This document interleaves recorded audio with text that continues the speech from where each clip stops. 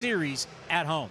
You kind of sounded like you got the fight for your right to party. Is that what you're saying? Or to be at the top of the division. Okay, whatever. For Townie, I'm Carlos. See you after the game right here on NBC Sports California.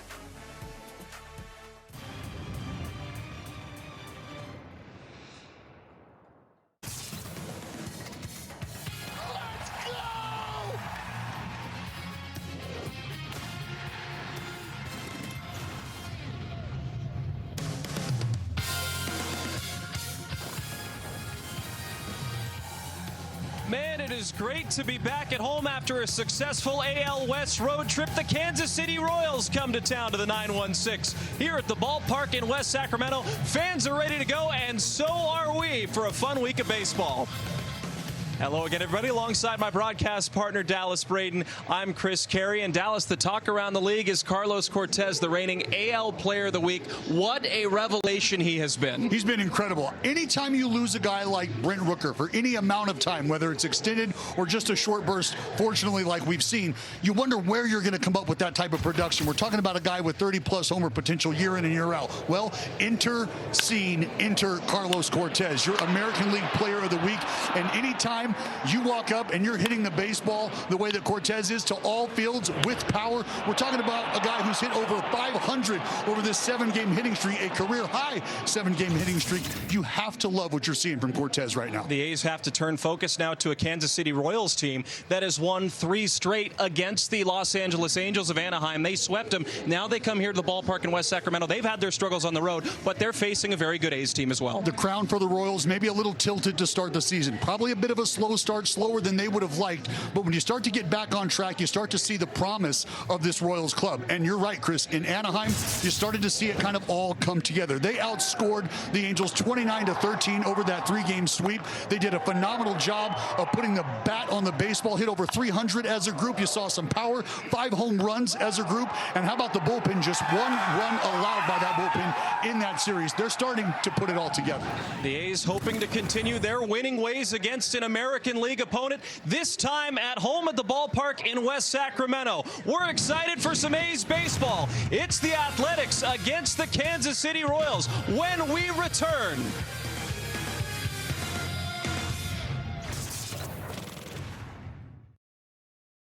.org. This telecast is brought to you by Toyota. Class-leading MPG and more hybrid models than any other brand. Toyota. Let's go places.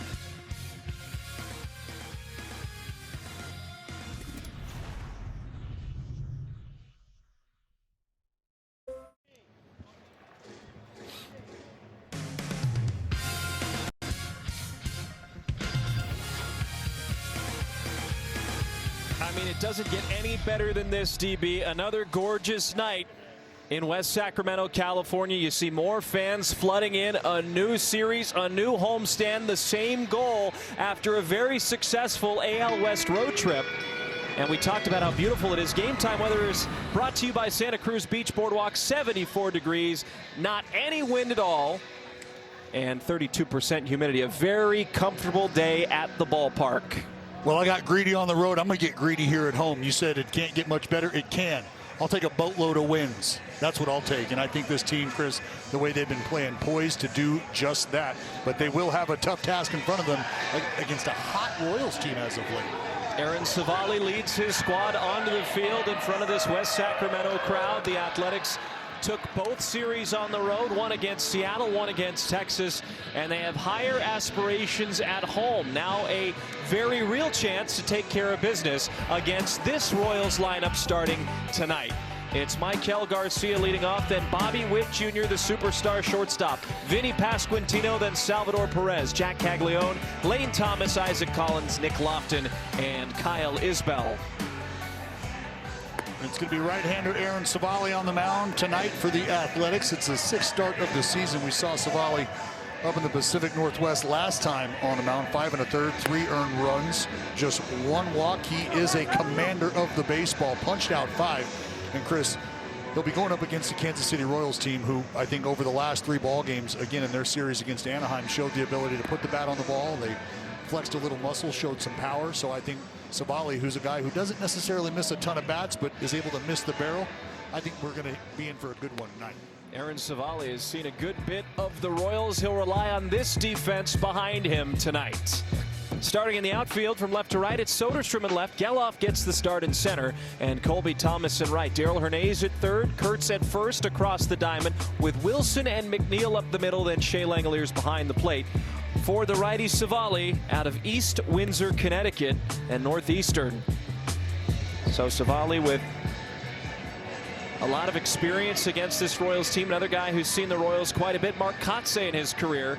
He holds a 5-5 home record this season. The A's have performed well on the road, but as I mentioned, a good chance for the A's to continue a positive trend here at home and start building some momentum here in the 9-1-6. And I think with Savali on the mound, a guy who's very familiar with this Kansas City Royals club, or at least the organization, it's a good place to start. Well, the first man he will face is Michael Garcia, riddled with accolades already to start the year, and earned himself a very big contract extension this offseason. Savali winds up the first pitch, and it is lined right into Hernandez's glove. One pitch and one out. Hernandez positioned perfectly, and we are underway here tonight. How you doing at the hot corner? Hot. Put a glove on him. I mean, there is little time to react. And what you see there with the eyes of Hernandez, I've talked a lot about having to track the baseball, not necessarily out of the pitcher's hand, but into the hitting zone. As a third baseman, Daryl showing you exactly why that's important.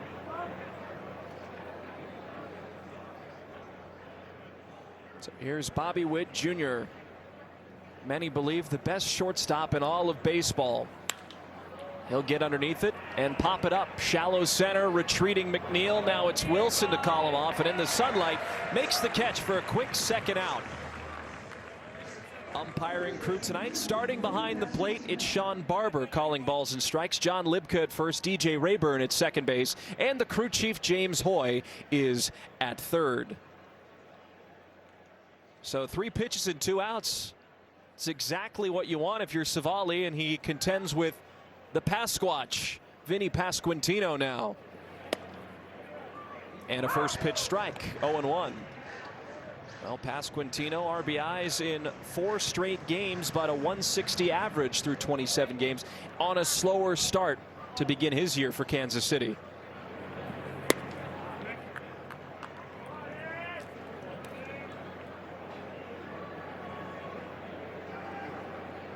Kansas City had 4 wins on their homestand. It started against the Baltimore Orioles, where they took 1 of 3, then swept the Angels, including a very big walk-off victory after a long rain delay. Yeah. And this might have been the spark that the Royals needed. They performed well at home, 9-7 as a club.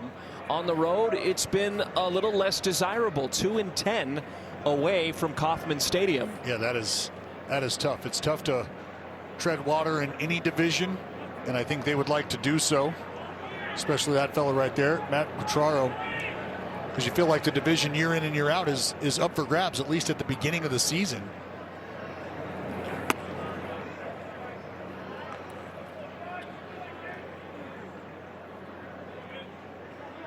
So 2 balls and 2 strikes for Pasquantino. Represented Team Italy in the World Baseball Classic. 2-2 pitch, spun back foul. Well, we've got a good look at the entire crew. Let's take a deep dive on Sean Barber, the man behind the plate. Just a little reminder, folks, not snake bitten. No, that's right, eel bitten while working in a pet store. Needed 27 stitches. But as far as the strike zone is concerned, favors the inside strike. And when you start to think about the advent of the ABS, overturned on 9 of the 14 challenges. That's good for a 64% rate. Something we will continue to talk about. 2-2 wind up and pitch.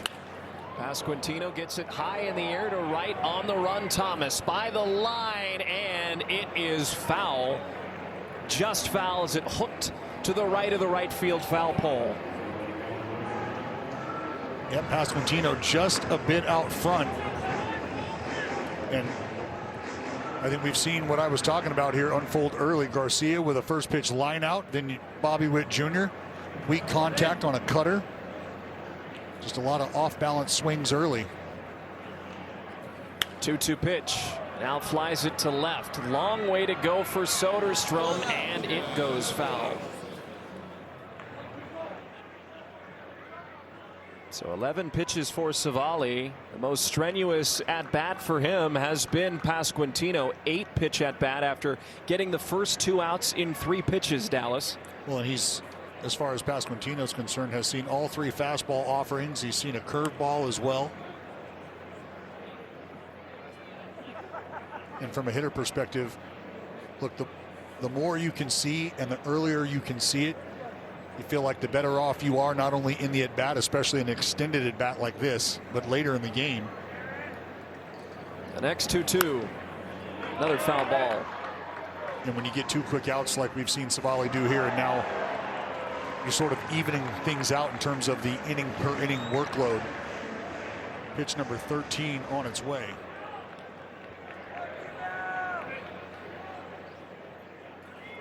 So Savali's 13th pitch of the inning, 2-2. That's served the other way. A fair ball off the chalk. Pasquantino takes a turnaround first. He'll push for second. Throw in just late. And Pasquantino wins the battle with a 2-out double. And again, the hardest hit ball in this entire at bat was the foul ball down the right field line. This one feels like it was off the inside cup. That ball slicing, just caught enough for the chalk. And Pasquantino ends up on second with a 2-out double.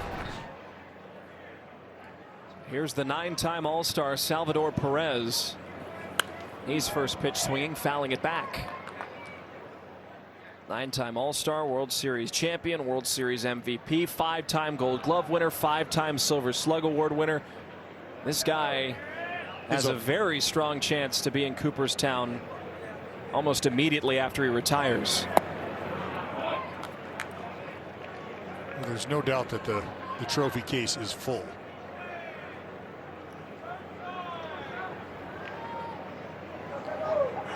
Squaring off against a guy in Savali who's got a little familiarity with. 1-1 breaking ball. Good pitch called strike. Speaking of that familiarity, a few times he's gotten a good look at Savali. 3 career homers against the right-hander. You see the pull side pop. Shot him out of the yard.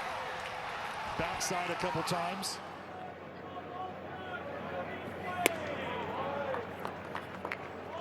He holds those 3 homers against Savali against this current crop of Royals.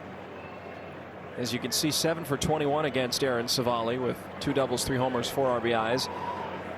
Savali has allowed 7 home runs against this current group. 3 of them belong to this man at the plate. 2-2 pitch into shallow center, and Geloff on a hop makes the catch. That'll retire the side. The Royals strand 1. Let's see the A's bats when we return.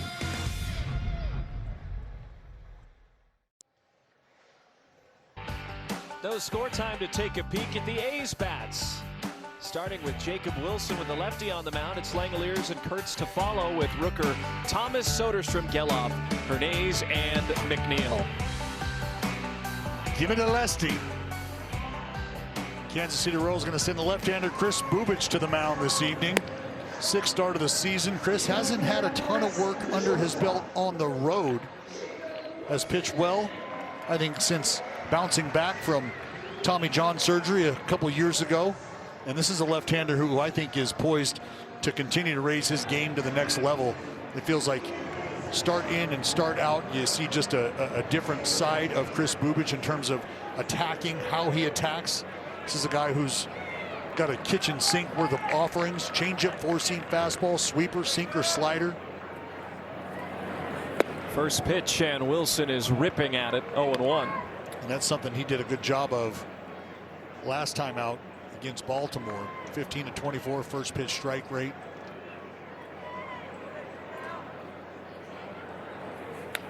He'll swing again and foul it back. 0-2.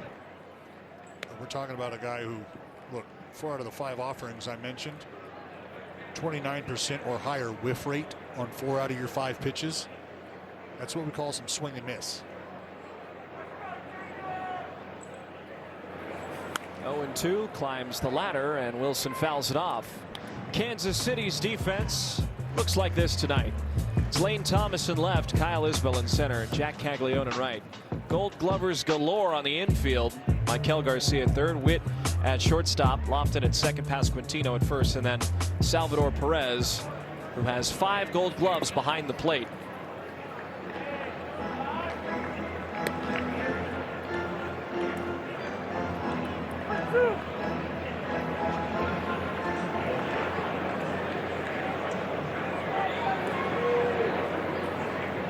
Jacob Wilson, 320 against lefties this year, but he will go down on strikes this time. Willie down on the changeup. Time now for StatCast, powered by Google Cloud. We're going to pop the hood on Chris Bubic and get a look at his arsenal. 4-seam fastball, changeup, sweeper, sinker, slider. And there you see the pitch usage. Everything's off that fastball, and you just saw Jay Willie wave and miss at the changeup.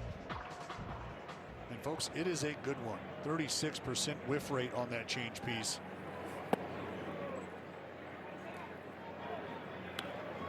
And he's been about as dominant as it gets. Lefties, righties, doesn't really matter. Lefties hitting 143.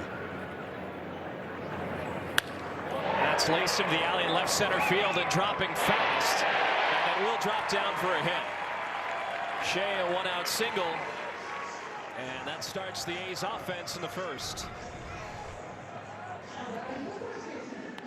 Well, you see this pitch start to dive away, a little change piece, and Shea able to stay on it long enough. Dumps it out in front of Isbell, and that's just a great job of hitting there by Shea Langoliers.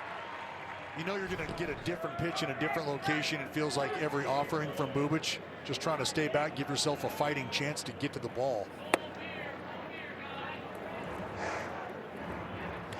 He's hoping to get a hold of Bubic early.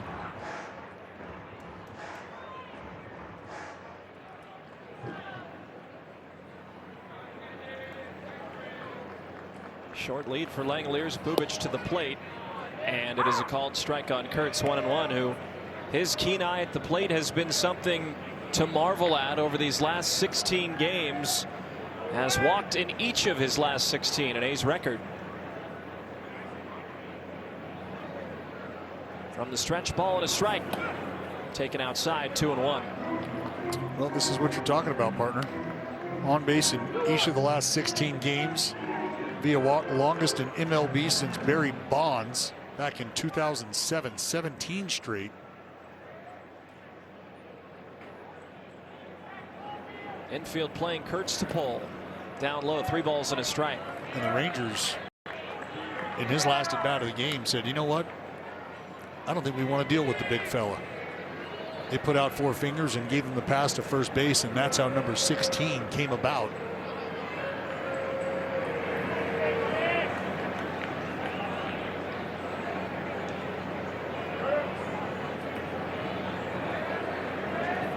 Three and 1. Kurtz will draw a walk for the moment, but Perez is going to challenge here. Well, no, Chris, this is something that Nick Kurtz has done a great job of. Eye up the strike zone. I think he's got something here. Kurtz, he knew this ball probably just a little lower. Yep. ABS powered by T-Mobile, and Kurtz now 17 straight games with a walk. So the record continues to increase for number 16. And now there's a runner in scoring position for Rooker. And I think it's fair to say that with some of the more sizable individuals across the league, there still might be an unfamiliarity, I think, with in regards to the ABS to where their strike zone starts and stops. First pitch to Rooker is swung through and missed, 0-1. Is playing his first game at home since April the 5th, 24 days ago. But he has just 45 at-bats. called strike. He's behind at 0-2. The Royals have burned a challenge in the first inning. That'll be something to keep an eye on later in the game, as challenges have come quite frequently here at the ballpark in West Sacramento. 0-2. Rooker will take. Perez looked like he thought about it for a second, but it was up 1-2. Yeah, and I think you got to be very, very confident, almost 100% guaranteed sure, if you're going to fire off another challenge here in the first. 1-2 pitch. He blows it right by Rooker with a 94-mile-an-hour four-seamer, and 2 are down. And again, this is what makes Bubic so special, is he can change speeds with the best of them. And you can see Rooker really not much of a shot there on that fastball, inner third.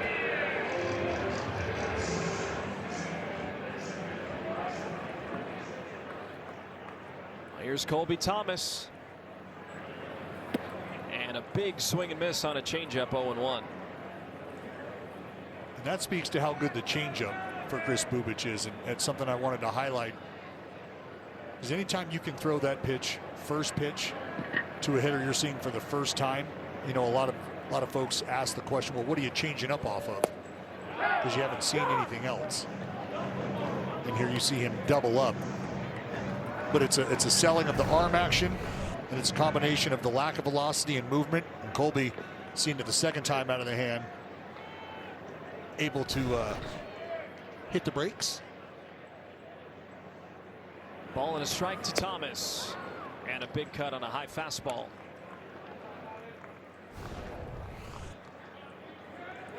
See Bubic out of the stretch.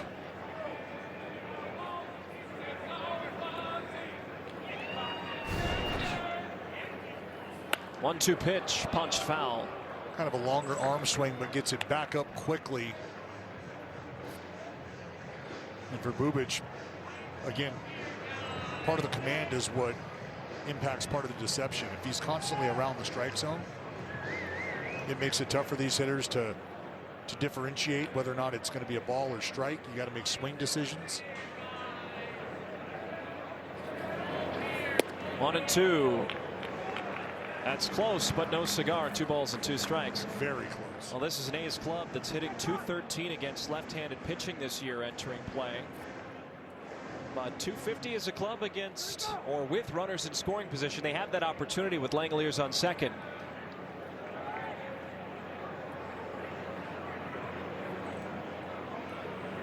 Two. And a good take by Thomas. And everyone on the base paths will be off with the pitch. Langoliers at second, Kurtz at first. And a payoff situation. And it's at bats like these that we have seen here recently. We've seen a lot of up and down this lineup. 3-2 payoff. Fouled off. And it's another guy who's getting an opportunity. He came up from the minor leagues, and he's not striking out on 3 pitches. He's fouling off pitches, working the count, and making a guy like Bubic, who was an all-star last year, beat him. Well, that's it. I mean, there's no give in. Right now, you're just trying to get the barrel on the baseball.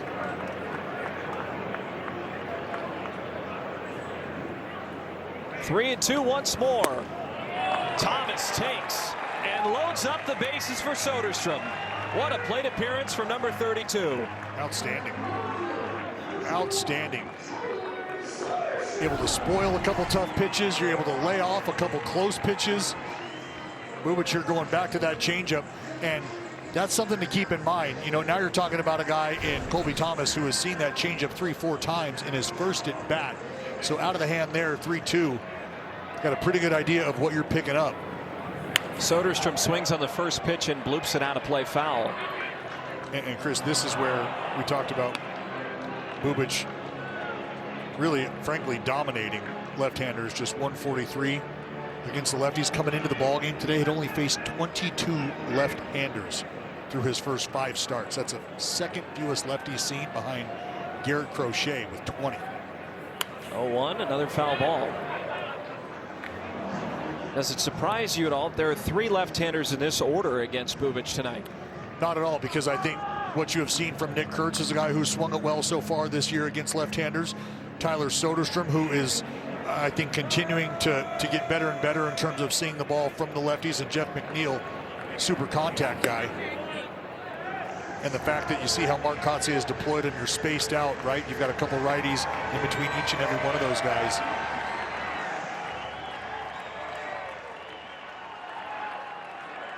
Ball and 2 strikes to Tyler Soderstrom. A wave and a miss. Bubic gets out of it. A's load up the bases but strand all 3 runners. There is no score through 1 inning of play. A's fans win the ultimate Vegas getaway at the end of every A's homestand during the 2026 season. That's brought to you by Circa Resort and Casino. Well, it's just another gorgeous day at the ballpark. No score here, top of the 2nd inning. Chris Carey, Dallas Braden. The A's had the bases loaded, but Bubic was able to get out of it with a strikeout against Tyler Soderstrom. And now it's Jack Caglione, who's hit .300 on the road this year, and is starting to look like the star player that they drafted him a number of years ago. There's a strike, 1-1. The A's, Dallas, have made a move today. It's something that I think that they're going to continue to do with the depth of this organization, whether it's arms, position players, some injury concerns. And you see Brett Harris is back at the big leagues after Max Muncy was placed on the 10-day IL with another hand issue. Yeah, unfortunately a broken finger for months. And I think, again, what's nice, and you kind of touched on it, is you're able to tap the shoulder of Brett Harris and you bring him up. You know what you're going to get with Brett as well. A guy who you can move around defensively. And for Mark Kotsay, it's a matter of just having to be able to plug guys in. Caglione out number 1, but we'll take you back. Last week, remember Muncy out, drilled right on that left hand. And we've seen Muncy kind of battle through it, but when you realize that things are still sore, things just aren't getting better, you're not going to quite be able to battle through it much longer. In Dallas, if I'm not mistaken, last year Muncy had another hand injury. The ball hit him in the hand. I think it was against the Rangers. So the Rangers have not been kind to Muncy. There's a swing and a miss from Lane Thomas, who signed a 1-year deal with the Royals in the offseason. Hope to get Max back as soon as possible, but speedy recovery for him on his hand. You know, he worked tirelessly at the end of last year and in the offseason to make sure his hand was strong, and he looked great during spring. It's tomahawked into left. Soderstrom, good beat on it, will play it off a hop. And a 1-out single for the Royal left fielder. Well, Lane Thomas coming off a pretty good series against Anaheim. And you're right, he's able to go all the way up the ladder, get on playing with a fastball. You know, it's part of what it takes at the plate. Is you got to be able to expand your strike zone at times and when necessary, and still be able to put a decent swing on a pitch. Lane Thomas able to do that there. See Savali wondering, is that pitch up? Yeah, just a bit, looked like. It's Isaac Collins DHing today for Matt Quatrero's squad. 69 at-bats, .232 average, 2 home runs, 8 RBIs. Remember Isaac Collins during his time with the Brewers was involved in a big trade that sent Angel Serpa, the left-handed starter that can also work in relief, to Milwaukee. Collins and a pitcher came back to Kansas City, and I think it was a trade that surprised some based off of the impact that he had on the Brewers' playoff run last year. Well, I think part of it is, look, if you're the Royals, you need to plug guys in places where you feel like you need to get better, right? Isn't that why you see player movement, whether it's adding depth pieces or adding pieces that you know are going to be a consistent part of what you're trying to do moving forward?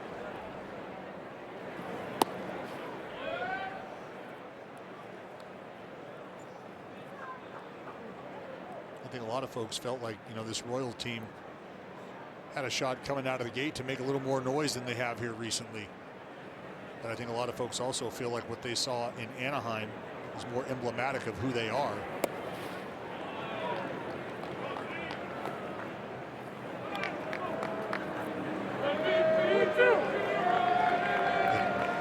You look up and down the lineup, and I think you see some guys that are having a decent go at it, but you see some guys that you'd like to be able to rely on that have just kind of yet to get on the roll.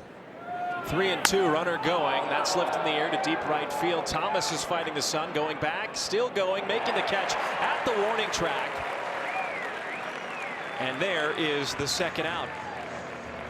That just died at the warning track, and a lucky break for Savali and the A's. Yeah, this ball indeed just kind of ran out of steam. Like Collins maybe under it just enough. Colby Thomas doing a nice job of fighting those shadows. Thought you might have had an effort at least over towards first base, but nonetheless, you get your second out. Pitch up high to Nick Lofton, who has 25 at-bats this year with the Royals, but now a lot more will be asked of him after Jonathan India today underwent season-ending labral repair surgery. It was a successful surgery, but he will be done for 2026.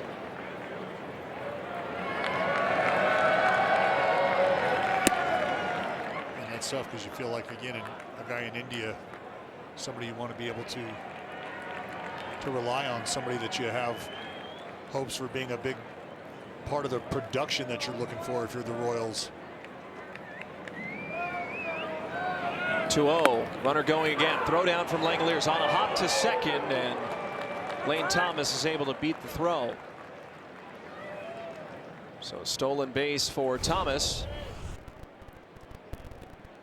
Well, pretty good jump there from Lane Thomas, and Langoliers with a nice one-hop shot right on the bag. And looks like the glove of McNeil just hit the dirt first, and Lane Thomas with a nice job of sliding to the backside of second base. Third stolen base now for Lane Thomas.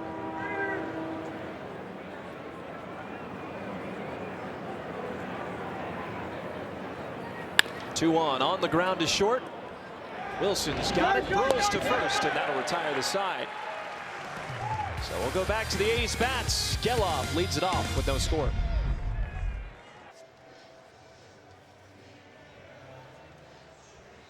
Welcome back. Time now to take a shot at Wirecam, brought to you by our good folks over at Defy.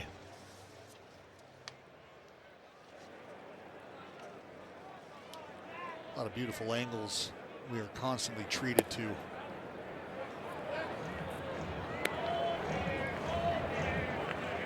You get a good sense of what these outfielders are dealing with when it comes to the shadows, the sunlight. As Defy makes its way around the third base side of the ballpark. You saw Colby Thomas battle in the sun, made a good play. There's only one sliver of sunlight left, and that's in center field. Speaking of center field, A's center fielder Geloff is up. We had 3 hits on the road trip.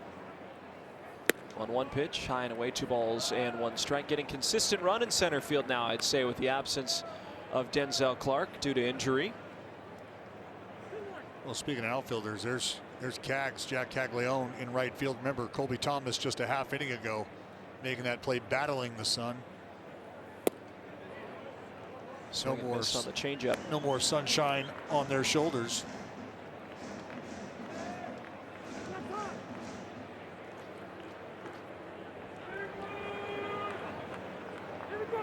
Geloff enjoying his 5th start in center field.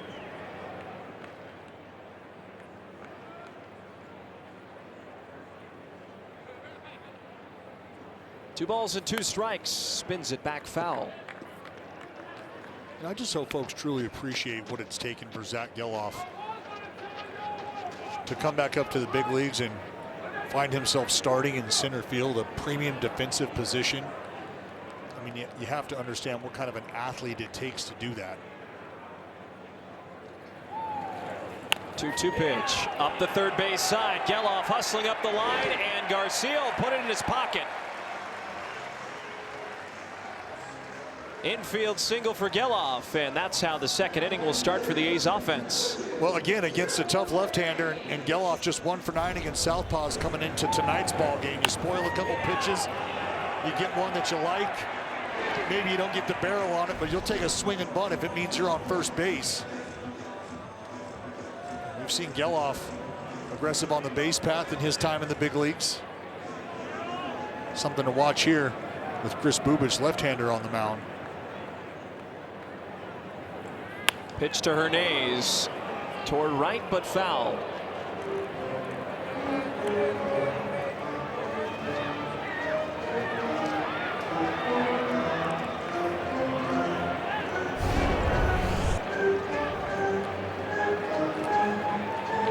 Heads up. Oh, hey, I'm with you. You got to make a business decision there with that pole in the way. Well, the screening protects the fans. Now you got to protect yourself. Hernandez takes up and in, 1 ball and 1 strike. This is another guy you can talk about just the quality of the at-bat.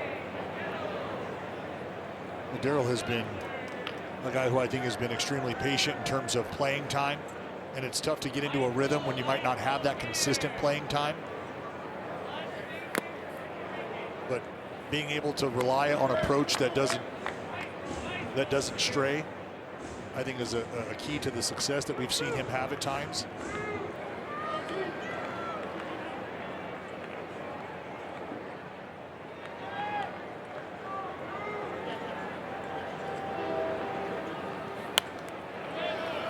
See what Darryl is doing. He's eyeing right field. That's a good catch in the sweet level.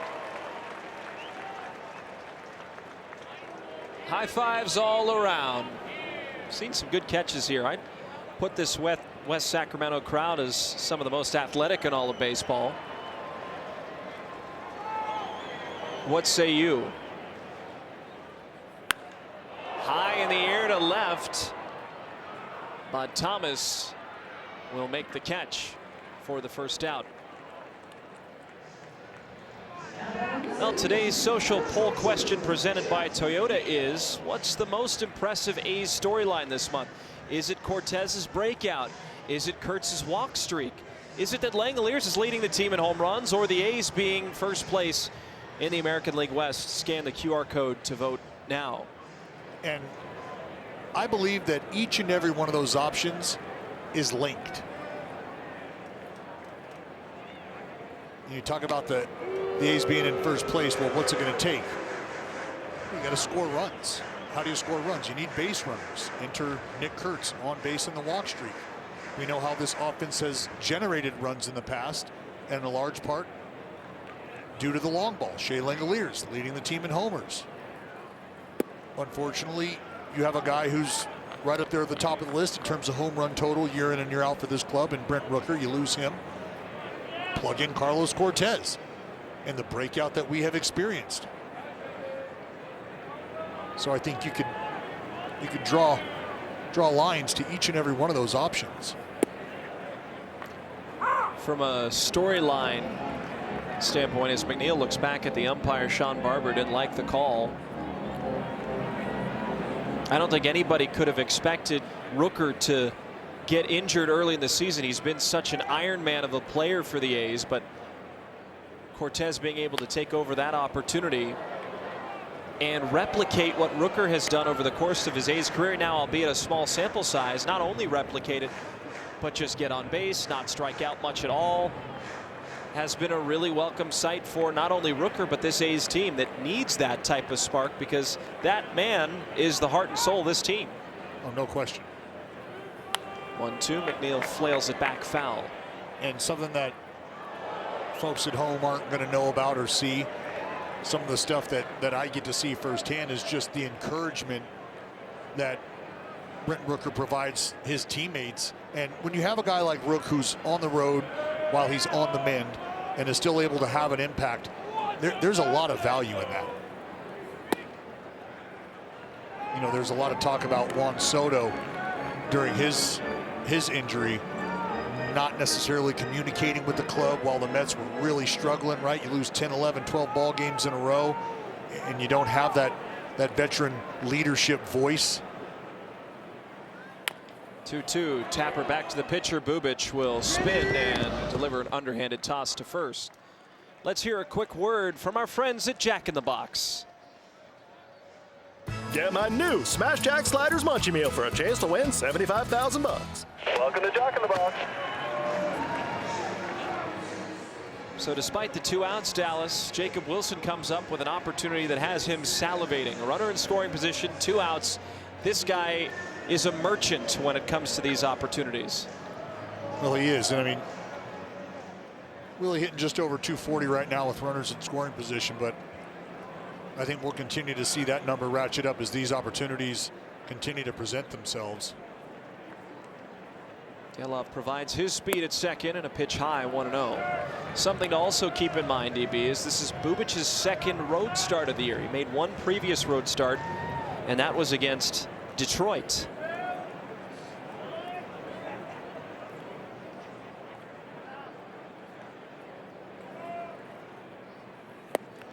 Big cut, almost lost his helmet. 1 ball and a strike. Yeah, and things probably could have went a little better if you're Chris Bubic. Could not get through 5 innings. Gave up a season high 5 earned runs. He's at 47 pitches, 2 outs in the second. 1-1 breaking ball, line into center field, a base hit. Gelof will come home to score, and Wilson starts off the party for the A's. It's 1-0. We just touched on it. Jay Willie laying in the weeds, just waiting for a pitch up that he can handle. Gets a little spinner that just kind of sits up in the strike zone. Ball slightly away from Jacob Wilson. But we're talking about a wizard with the wand. And Willie able to spin his magic with the speed of Gelof around to score. No problem here to get the Athletics on the board. And here's Shea, 1 ball and no strikes to him. He's singled in the first inning. Now he's up again with Wilson on first and a 1-0 lead.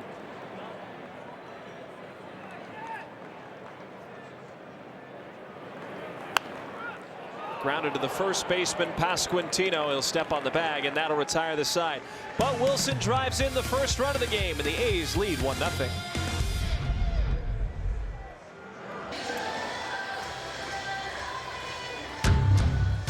Sacramento Saturdays just got better. You can enjoy a day game this Saturday. The A's take on the Cleveland Guardians and score an exclusive Sacramento basketball jersey giveaway presented to you by Red Hawk Resort and Casino.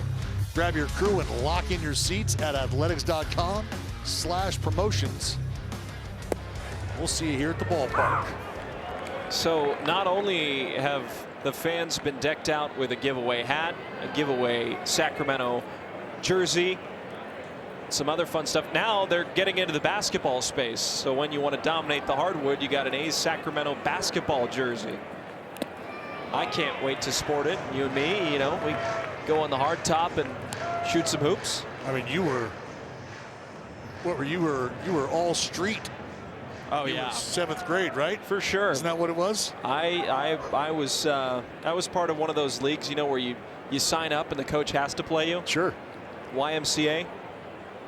Now Max Muncy, that's a basketball player. 8th grade stud, and a swing and a miss. Isbell is down on the breaking ball. Well, Savali's got so many different ways that he can get you off the barrel, and I think we've seen that curveball do a good job of generating some swing and miss. A guy who's not afraid to pitch up in the strike zone with that cutter under the lefty's hands. See him work that sinker in on the right-handers. Now he has to contend with the World Baseball Classic MVP, Maikel Garcia. Man. What a WBC he had. He batted .385 with a homer and 7 runs batted in, hoisting the trophy for Venezuela. And I thought what was awesome, maybe even my favorite part, is just watching the emotion pour out of Garcia. just shows you how important it is to players. What it means to be able to compete on that stage, compete with your fellow countrymen.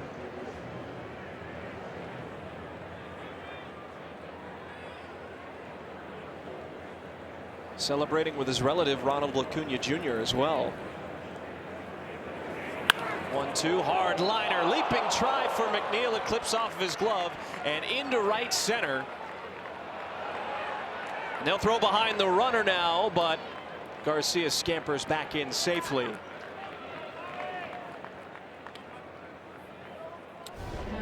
That ball well struck off the bat of Garcia. McNeil just not able to get enough glove on it. See Garcia with a hard round. Will wisely head back.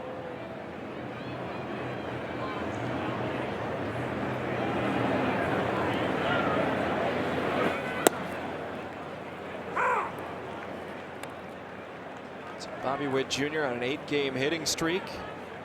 Has 1 homer on the year. That happened back on Sunday. Scalded the baseball. Well, you see the numbers over the last 10 ball games. So he's finding the barrel.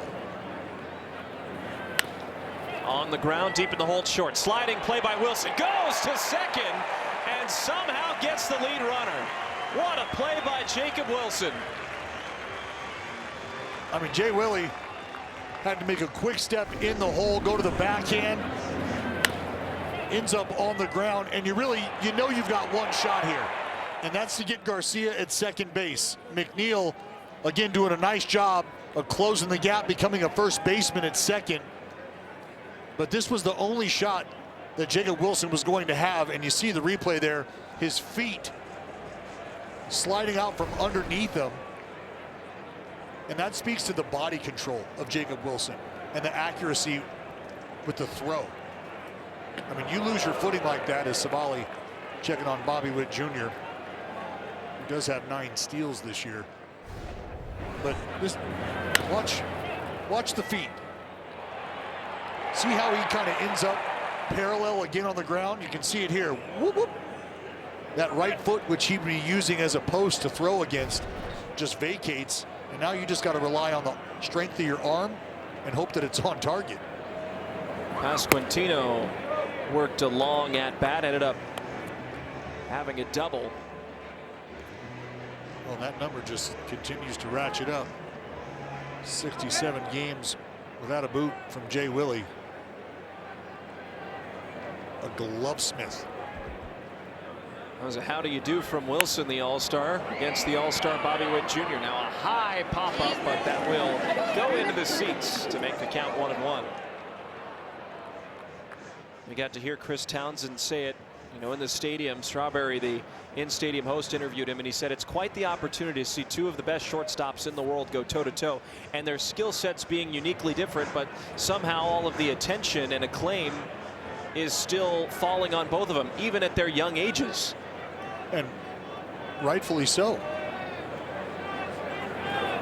1-1 breaking ball in the air to left. It's dropping, but it will go foul into the seats. I mean, Bobby Witt Jr., perennial MVP contender, a superstar's superstar, right? You talk about 5-tool player, it feels like he's got 8, 9 different tools to choose from, and that's why it's sort of jaw-dropping, just 1 homer, considering this dude absolutely rakes. But the defense, the reaction, the speed on the bases, I mean, he brings it all to the table. He's leaning. 1-2. Breaking ball on the ground, foul. And for Jacob Wilson, you know, we always go back to the run he was on last year. The fact that you're challenging a guy in Aaron Judge for the batting title all the way down the stretch. And we've seen the defense take a step this season.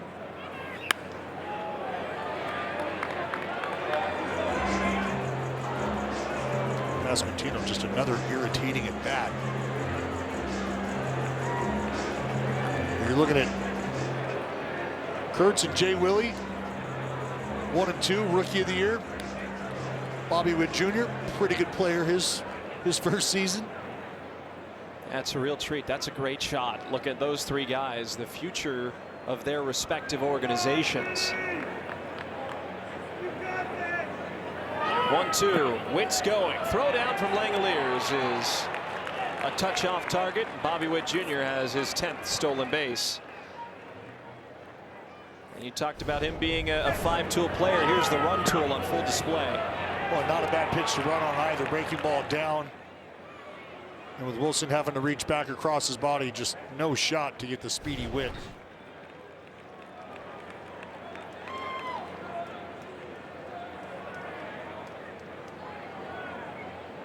Two balls and two strikes on the ground foul.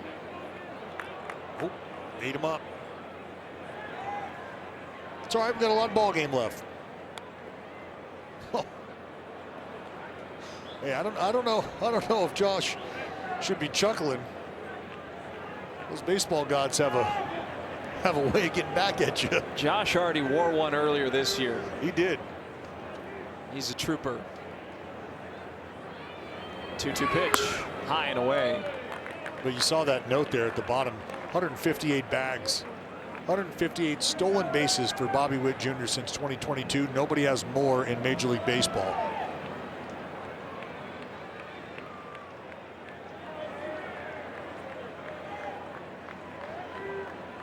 Payoff pitch, 3-2 is down low. Pasquantino will walk, and while he does that, we'll hear a word from Echo. It's time to go yard. Echo, power on and on.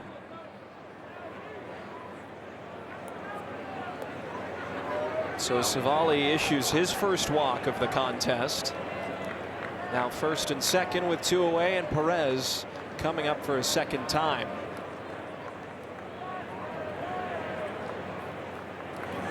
First pitch, breaking ball swung through and missed. Savali has featured the curveball quite a bit in the early going, DB.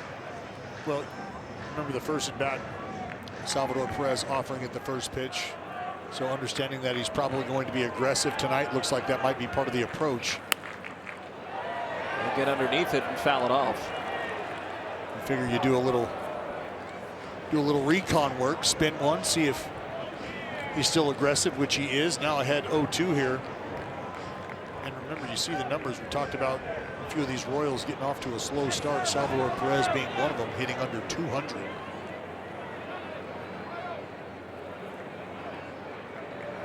No balls and two strikes to Perez. The 0-2 pitch. Spun it away, but nine-time All-Star didn't bite. Well, despite the sub-200 average, he still has 4 home runs and 9 batted in. Still playing elite defensive catcher.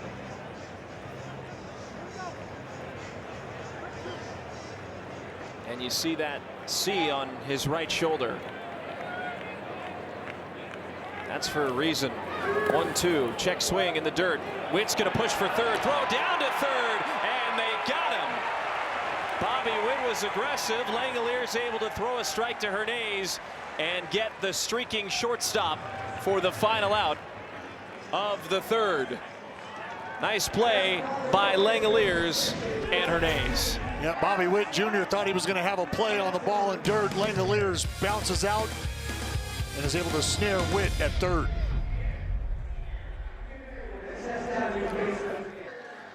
If it's viral, funny, or trending, it's on TikTok. Get exclusive A's content by following us at NBC Sports Authentic. That's a beautiful shot of the ballpark. See the sun setting behind third base. And it's Kurtz leading off with a 1-0 lead. How about Langeliers and the pogo sticks? I mean, I don't think a lot of teams can say this, but with Shea Langeliers, one of the best athletes on the field. I don't care what position we're talking about. And a lot of credit due to the shape that he continues to come in to spring training year in and year out. You see him just get stronger, more mobile. We've watched him make very difficult throws on balls up the third baseline where he's able to bounce out quickly, get around him, fire it over to first base just ahead of the runner. I mean, that's not for everybody. Busted bat, weakly grounded up the middle. Lofton charges across his body, throws to first, and one is out.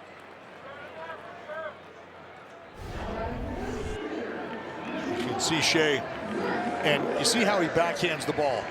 I know there's a lot of folks at home who are saying, well, yeah, you know what, if he would set up conventionally, he'd be able to block that. But the guy at the plate, Salvador Perez, when I first started to notice a change in approach to blocking balls, Salvador Perez, one of the best in this new setup now at just kind of sticking the glove out and knocking it down.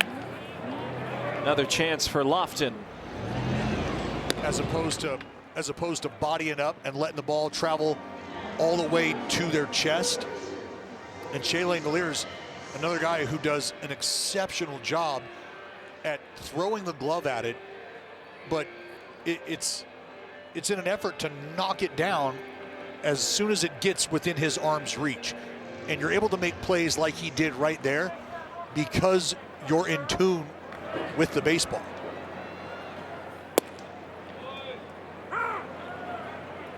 But I think, I mean, we watched it in the Seattle series, right? You got two of the game's best backstops.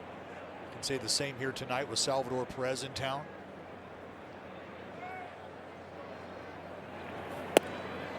And you make a good point. Had Langoliers chosen to body up on that pitch, you don't know where the ball would have careened off of, and you might not have even been able to have a throw down to third to get wit. There's a solid chance, Chris, that ball ends up kicking beyond him.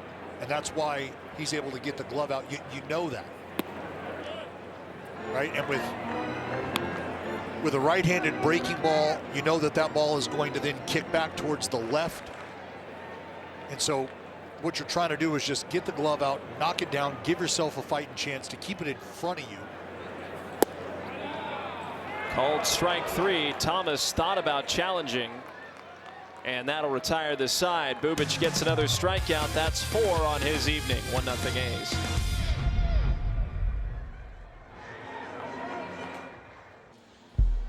Grab your gloves, grab your hats and bats. It's time to play ball. Let's all play ball. Don't miss Play Ball Weekend coming up on June 5th through the 7th, encouraging youth everywhere to get out and play. You can visit playball.org to register for a free event near you today.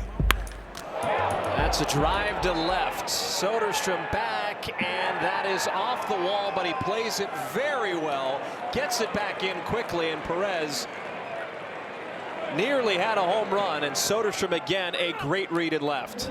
Well, I think Salvador Perez may have thought he got most of this out of the box, but I think unfortunately for the Royals and Sal, they're taking a look at his left hamstring right now.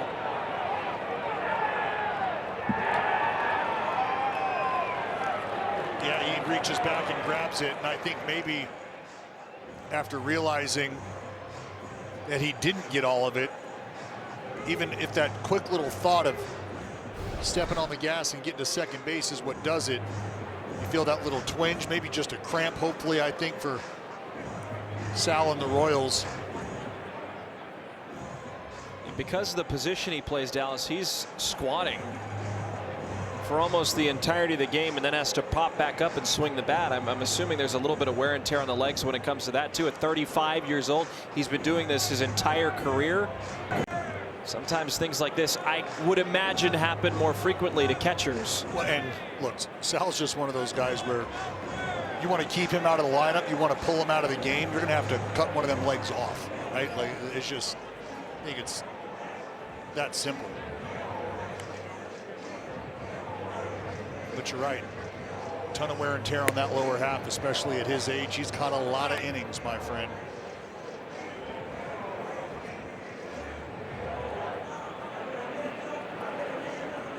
Done about as much squatting as a bear in the woods.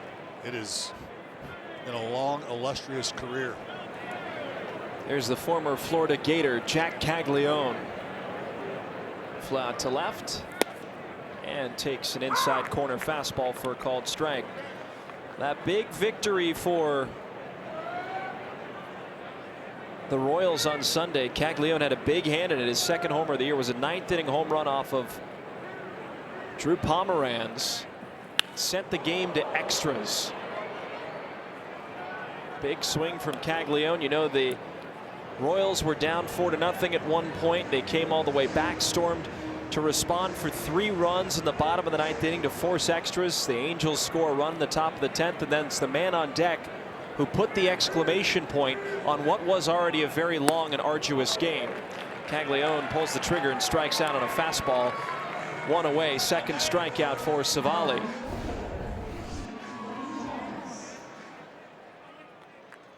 Talked about the utilization of the variety of fastballs from Savali at the top of the strike zone.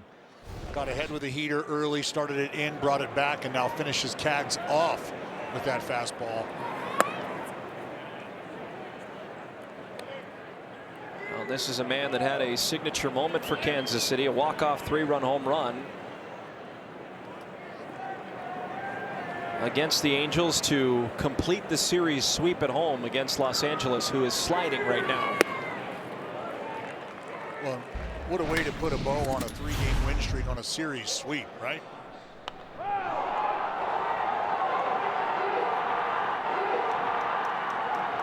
Yeah, that'll get the boys fired up.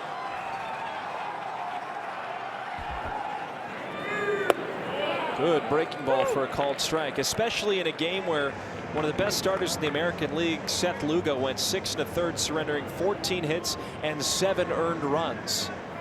There are a few things that may have factored into that, DB, as the game was moved up 3 hours. Sure. Pop back near us and out of play, foul. I was reading a story that Lugo and the team were informed at around 10:30 a.m. local that the game was going to have about a 3:30 start as compared to the original 6:30 start or 7 o'clock start, and everything had to be expedited. Well, and look, I tell you from experience, anytime you start to change the schedule like that, especially day of, it starts to mess with how you've prepared, right? I mean, and it can start the night before, the amount of sleep you're getting. If you know that you're going to have an earlier ball game, maybe you do some things to get yourself ready for bed and get into bed a little earlier. Then the next day, we're talking about your first meal of the day. Whether it's something you like, you know, if you get up and you start to mobilize, you start to exercise just to get the body ready. Something that I liked to do was to get up and get moving around, get the heartbeat going. You don't want to lay in bed all morning and, you know, just start to get ready right before you leave to go to the yard. So when you get that 3 hour or that 3 hour window crunched on you, things change. What was most impressive about it too, Dallas, is they were moving that game up because they were taking into consideration the rain, and then there's an hour and I think 39-minute rain delay that threw a wrench in everybody's plans, and it kick-started seemingly the Royals offense to come back and win and almost treat it as if it was another different game.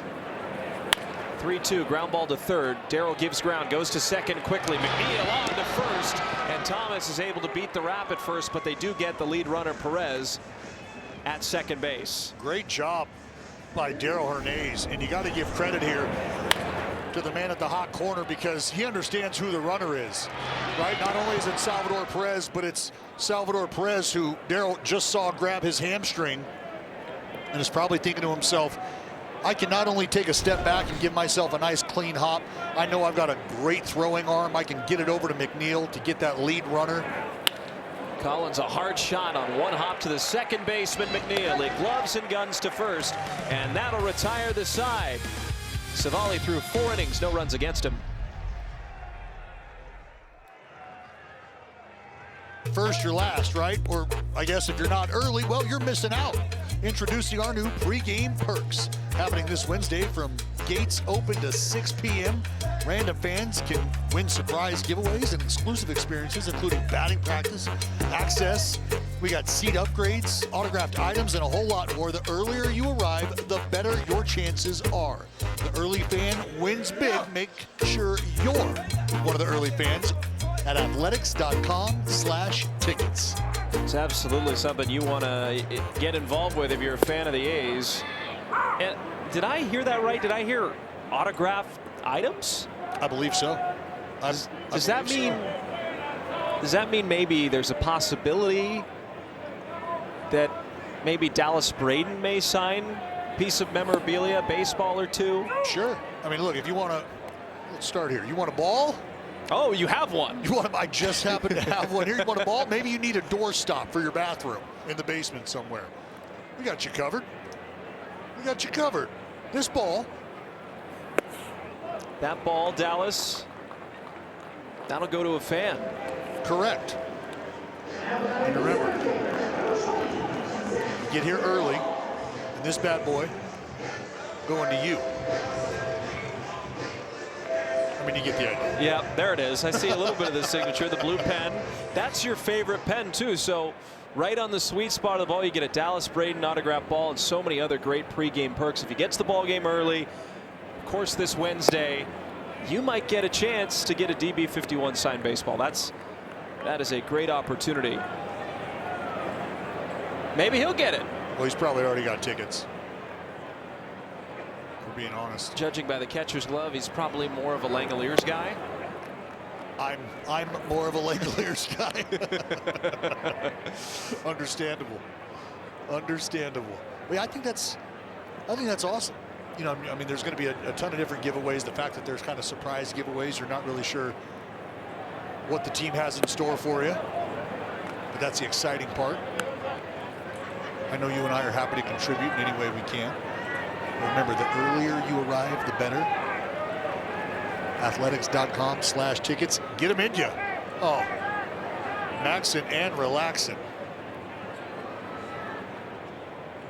Ball and 2 strikes to Geloff after the strikeout to Soderstrom. Geloff had an infield single on the third base side back in the second inning. He later scored the first and only run of the game. Chris, any chance you personalize one of those Hello Kitty drawings you've been doing? You know, it was not valuable the first time I drew it. I don't want to devalue it anymore. Good take by Geloff. Now 3-2. I heard that at the Rangers Stadium you may have gotten me a gift. I did. You know what? I'll bring that to the ballpark tomorrow for you. Well, I appreciate it, buddy. I have a feeling it's not the greatest gift in the world. 3-2 pitch. Geloff draws a walk. And another patient at bat from an A's hitter. You know, I would rather a Dallas Braden signed baseball too. I need to get here early. I know a guy. I don't think he'll sign for me. Does that come with an appearance fee or? I don't even want to know your rate. I don't want to talk to your agent. I can't afford it. Well, here's Hernandez. He flew out to left his only time up. Well, we talked about with Geloff on first base last time, not afraid to be aggressive. And for Bubic being the left-hander, trying to keep more of a watchful eye on those base runners over there these days.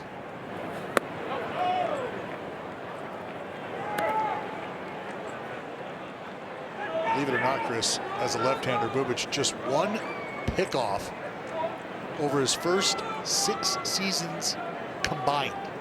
Is there anything in his motion that you see that could give you an idea of why that is? Well, there's guys who are committed to being a reader, which means you can kind of lift the leg and hang around in space, kind of float, you kind of hover, and depending on whether or not the runner is going first move or not, that gives you an opportunity, should you see the runner break, to get the foot and the leg down quickly, get rid of the ball. 2-0. Geloff is moving. Throw down from Perez is off the bag, and Zach Geloff has a stolen base. And I think what you see there is a guy in Bubic who's probably more so committed to being what we call a predetermined left-hander, meaning leg lift, I'm going regardless of what I see in my face, because I'm just not comfortable making the in-move adjustment, which a reader can do. You know, I played with a guy by the name of Greg Smith. In the air to shallow right. Caglio on the move by the line, and he has to readjust. just to make the catch. And me and Smitty would have a lot of fun going back and forth with each other because our moves, while very different, still very effective. And Smitty was a guy who could hang and he could float, and he did a great job of replicating his move down the mound while also being able to just kind of hold himself suspended in air, and looking out of the peripheral of your vision, you're able to see that runner start to commit, start to break. You get the foot down, get it over to first base, you got yourself an out.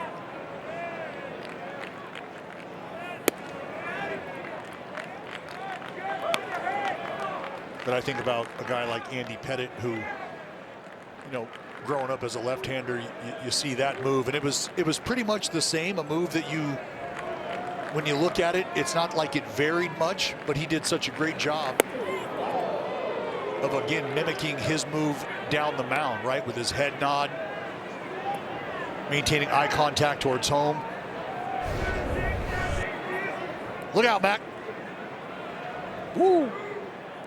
Did he ask if that was a ball? No, I think he said, oh, frosting. 2-0. Off the plate. 3 balls and no strikes. And I think McNeil would like nothing more than just to pass the baton to Jacob Wilson, who is responsible for driving in the lone run of the game. And it was Geloff, and Geloff was at second base. That was back in the second inning. 2 innings later, and we find ourselves possibly in a similar spot as McNeil takes strike 1.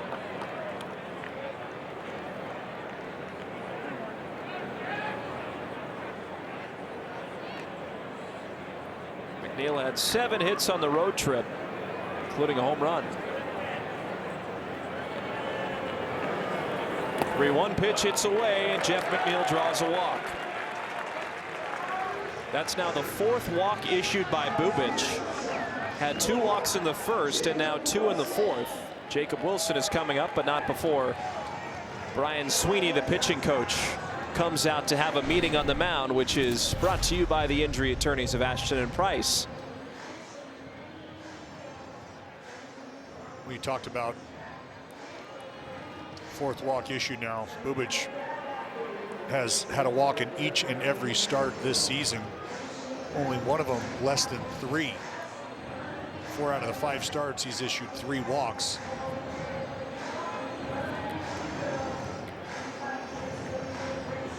I think Brian Sweeney probably just going out and wanting to make sure that they've got an idea of where he's at in space. If there's some mechanical adjustments that you need to make, you need to do so. Because Jay Willie stepped up back in the second inning, got a hanging breaking ball, punched it out to center, and Geloff around to score easily.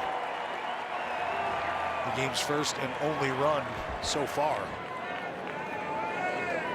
Bubic from the stretch, first pitch to Wilson. He swings and yanks it in the air, foul. 0-1. Well, for Chris Bubic, this is about as close to home as he's going to get this year. The Giants travel to Kansas City from Cupertino, California, the South Bay, and went to school in Stanford. 1 ground ball to third. Garcia will go to second, and that will retire the side. So through 4 innings of play, it's the A's 1, Kansas City nothing.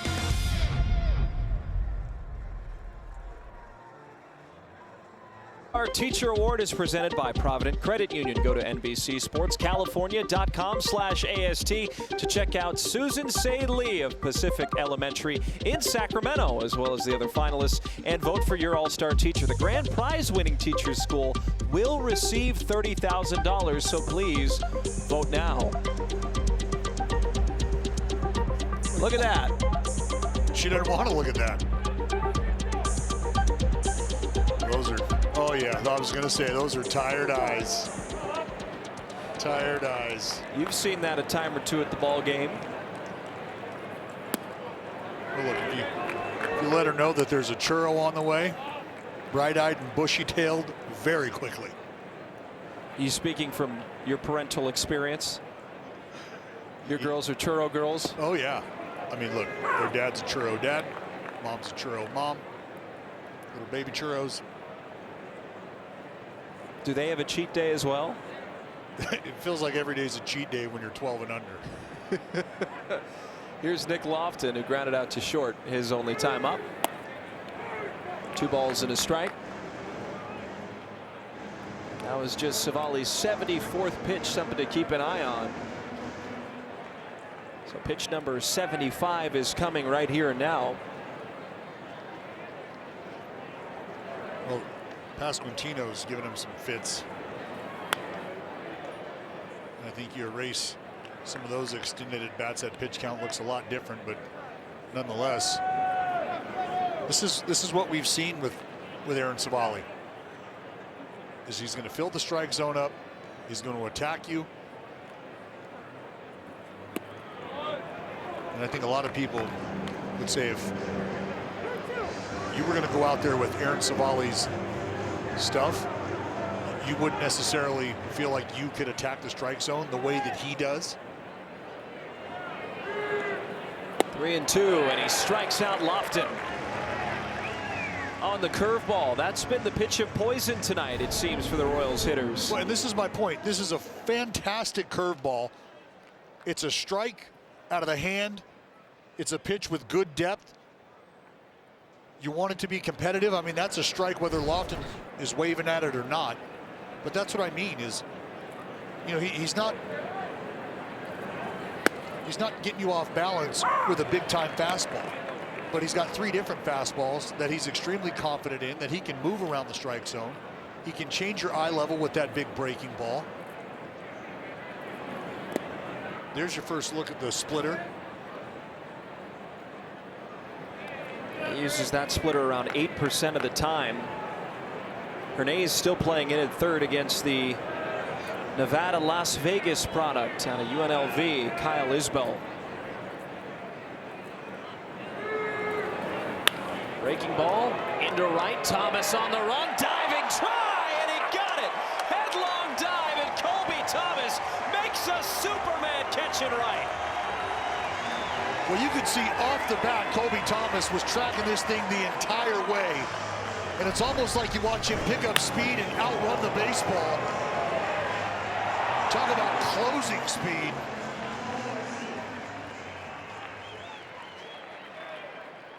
Thomas able to brace for impact at the end. Savali and Langoliers, the battery is pumped. And if he doesn't get that, Isbell is at third at the very least. He's running for a while.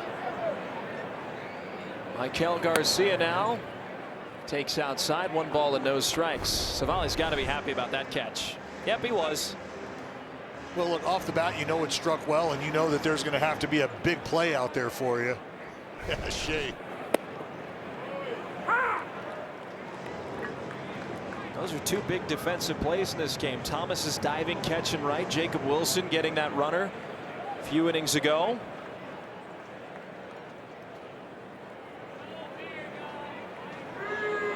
From Bobby Witt back in the 3rd inning.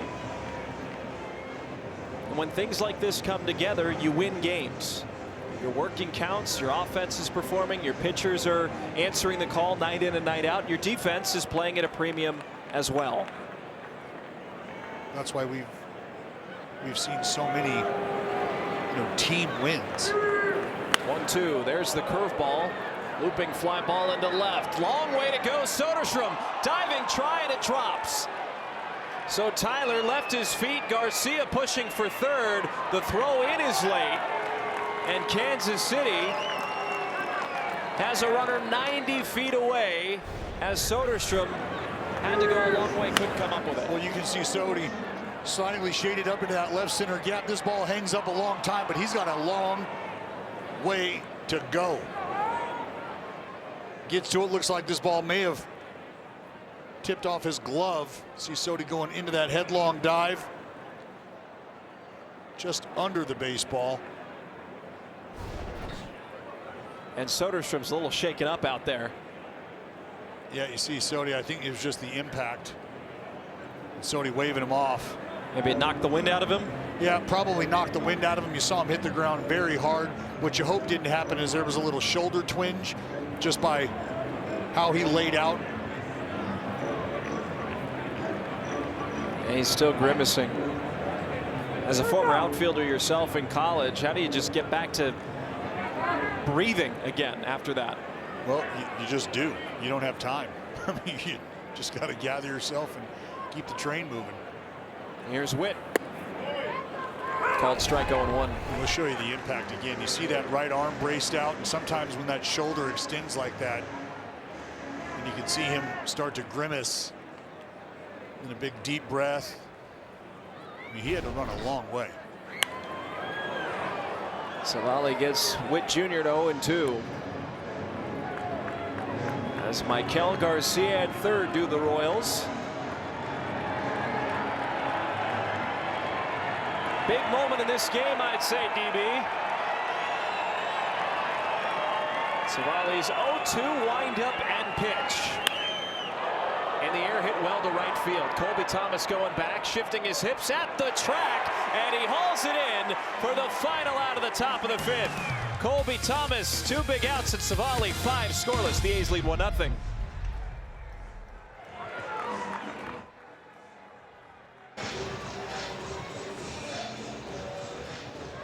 1-0 A's lead in the bottom of the 5th inning.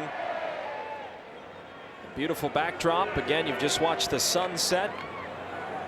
Langoliers up for a 3rd time against Bubic, who's at pitch number 80 right now. And it's low, 1 ball and no strikes. A great defensive play by Colby Thomas in the top of the 5th inning. He was responsible for the 2nd out of the inning, and then Michael Garcia tripled. Savali able to tiptoe his way out of the inning, getting Witt Jr. to fly out onto the warning track. There's been a few balls struck well by Kansas City to that direction, but they've been able to stay in the yard. Not much wind at play tonight. Yeah, flags kind of stagnant right now.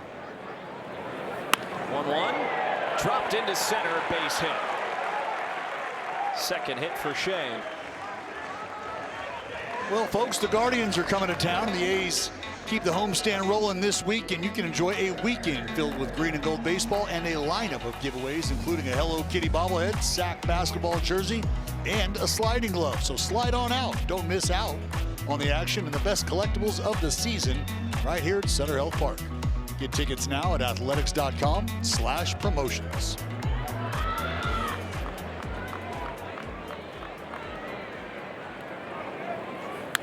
Kurtz on the first pitch fouls it away. So we've seen the sack basketball jersey. I know you know I'm excited about the Hello Kitty bobblehead. Actually gotten to hold one of the sliding glove giveaways, and it's great quality again. Does it make you feel faster? I have no business wearing it. To be completely honest with you, it looked better on literally anyone else.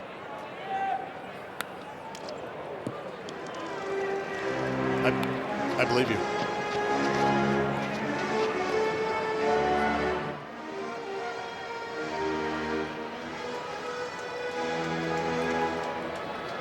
Kurtz down 0-2 quickly. Remember, he walked back in the first. 17 straight games with a free pass.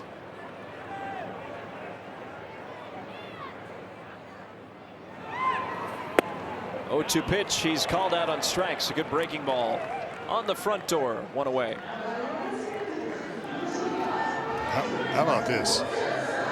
And of course, this isn't American League history, but we're just 2 games away from tying Teddy Ballgame. I mean, one of the game's greats. Ted Williams back in 41 with 19 straight games with a walk. Tied with old George Herman. Well, you're entering elite company. What, 2 games ago? Kurtz was chasing the man of steel, Ricky Henderson. Now Ted Williams, 19 straight. Kurtz at 17 straight, showing no signs of slowing. 1-0 pitch turned on foul from Rooker. Look, I don't care what list it is. When you're on a list with Babe Ruth and you're tied with Babe Ruth, that's perspective.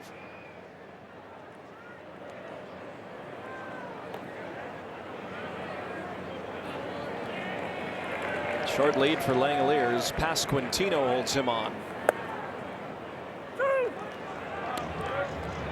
Well, this is part of Kurtz's game that we got to see a little bit last year, but it was really a lot of power. 290, 36 home runs from Kurtz.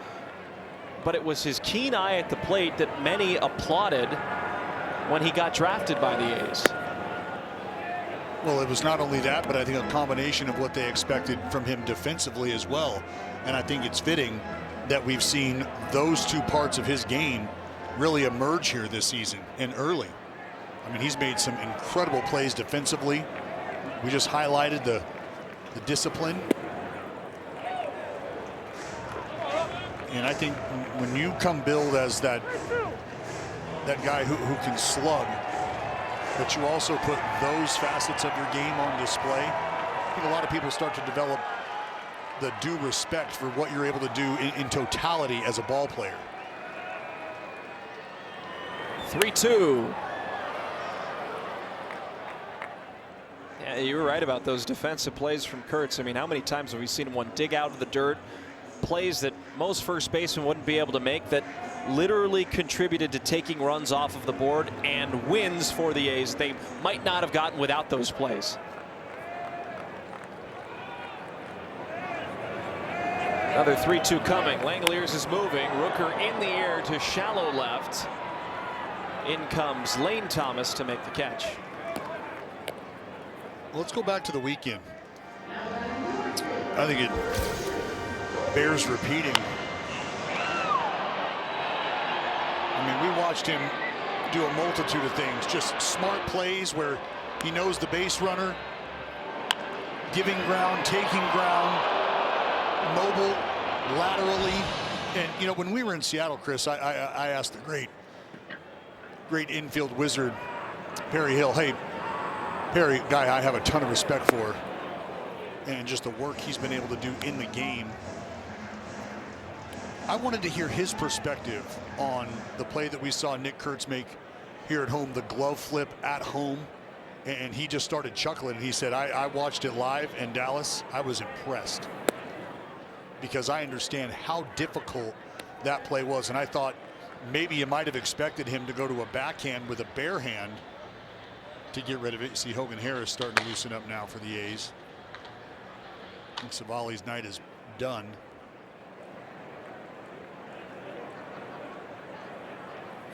(1-1) to Thomas.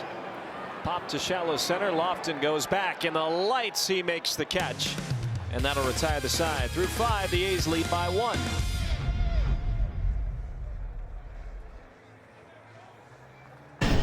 Welcome back. Time now for your play of the day, presented by your California Ford dealers. Dealing he was doing. Volley. 5 solid innings. Scattered 5 hits about. Did not allow a run across. 1 free pass, 3 punch outs, and some great defensive efforts behind him. All on 87 pitches. Just Aaron Savali putting together another good start here. Another opportunity he has given for his team to win a ball game. He'll turn things over to left-hander Hogan Harris now. 17th appearance on the season for the left-hander. 2-0 with a 2.2 ERA. And Hogan, a guy I'll continue to talk about, I think getting more and more comfortable deployed in different spots. You see Carlos Cortez now in the ball game in left field. Soderstrom lifted for Cortez. We saw Sodi hit the ground hard on that triple off the bat of Michael Garcia. Hope everything's all right there. Pasquantino, a ground ball to second. Slow out of the box. And McNeil throws to first. Well, for Aaron Savali, his second performance with the A's where he went 5+ without any runs against him. But Soderstrom, like you said, fell on his stomach, and maybe for a precautionary measure, he's taken out of the game. Yeah, well, I think, look, you see that wince, and I don't want to speculate, so I'll keep it to myself, but you just hope that it's a matter of being cautious more so than anything else.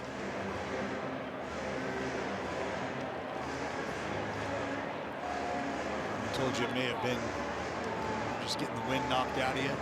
But he was able to pop up and recover quickly.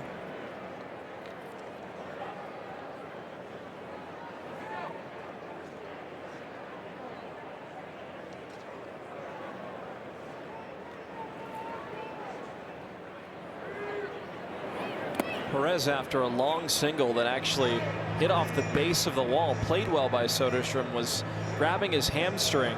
He remained in the game. He's 1 for 2 today. As a club against left-handed pitching entering play today, .228 for the Royals. Perez 161 against the Southpaws. Well, we talked about the slow start for a few of these guys in the lineup, Salvador Perez being one of them. And I think when you start to look at, why things have unfolded the way they have, I think maybe, some swing decisions for Salvador is probably a route you can go. This is a guy who really only has one other season under his belt where he has been less patient, meaning chasing pitches out of the strike zone. 2-2, clobbers that to center. Geloff going back, still going, and it is gone. That was an absolute laser from Salvador Perez, and the game is tied at 1 apiece. That was a rocket. 5th home run of the year, and we are all knotted up. Fastball, and you can see Salvador, very, very simple approach. Get a pitch, try and hit it hard back up the middle. And he didn't, he just kept going.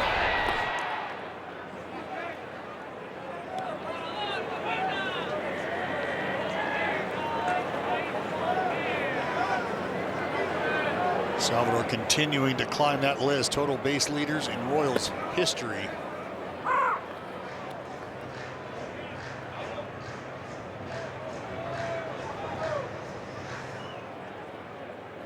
That homer over the 3,000 mark. It's the 2nd home run that Hogan Harris has surrendered this season.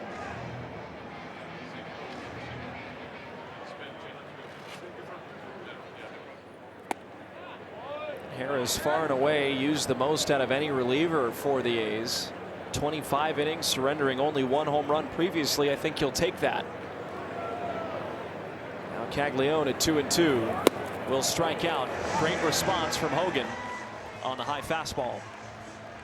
Well, and again, for Hogan Harris, you want to look at these left-handers almost like it's an automatic out, and I think slowly but surely getting there. It was the side of the platoon that he had struggled with at times, but here 95 up top, Caglione cannot get to it. Here's Lane Thomas. We touched on his walk-off 3-run home run on Sunday, and that was a spark that the Royals needed. They won 4 of 6 at home after previously, before that homestand, losing 8 straight. Certainly had a get-right series against the Los Angeles Angels of Anaheim at home before turning focus to the A's here, where now the game is tied at 1.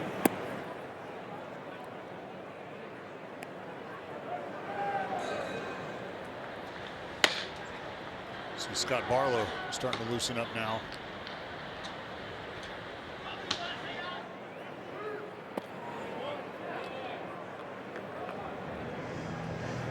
Three balls and a strike to Thomas, who has singled and reached on a fielder's choice.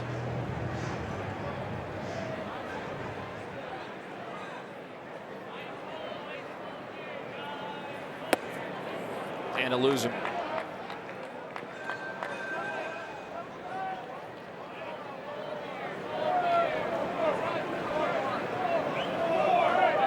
And now the first base side is saying that's a 4-pitch. It's a walk. That was ball 4.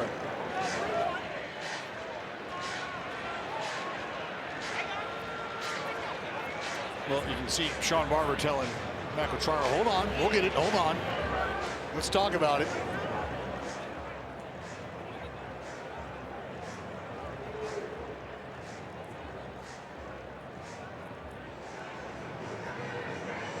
Yeah, no, that was 4.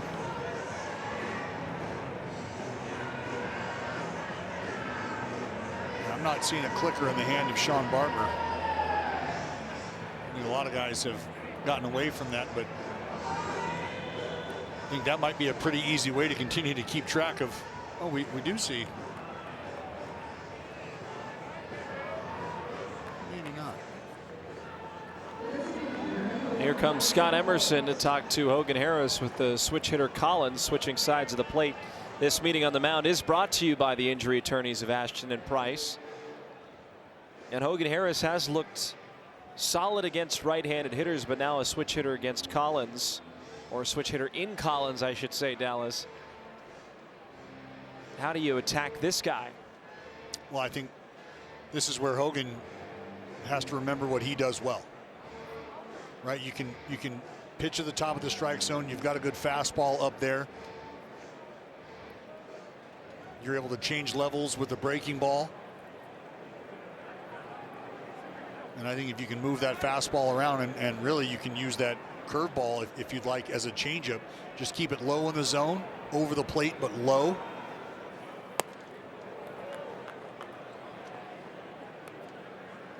But what's important is that you show that you can land that breaking ball for strikes, because what you don't want to have is this lineup just kind of eliminate that pitch and start hunting that good fastball you have.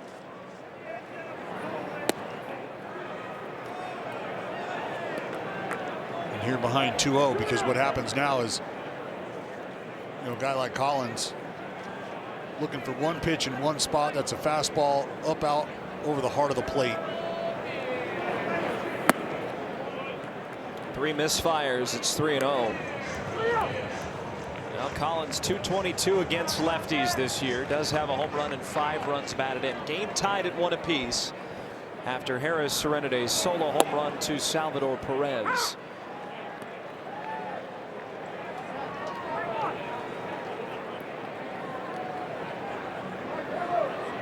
Kurtz holds on the leading Thomas, who walked. That's up and away. Harris has back-to-back walks. And here comes the skipper. He's going to go to Barlow in the bullpen. Well, you don't want to let this thing get away from you right now in a tie ball game. You got 2 outs. You need to bring this inning to an end as quickly as possible, and that responsibility will go to Scott Barlow. Tied up at 1 here in the 6th. 2 outs. We'll see you soon.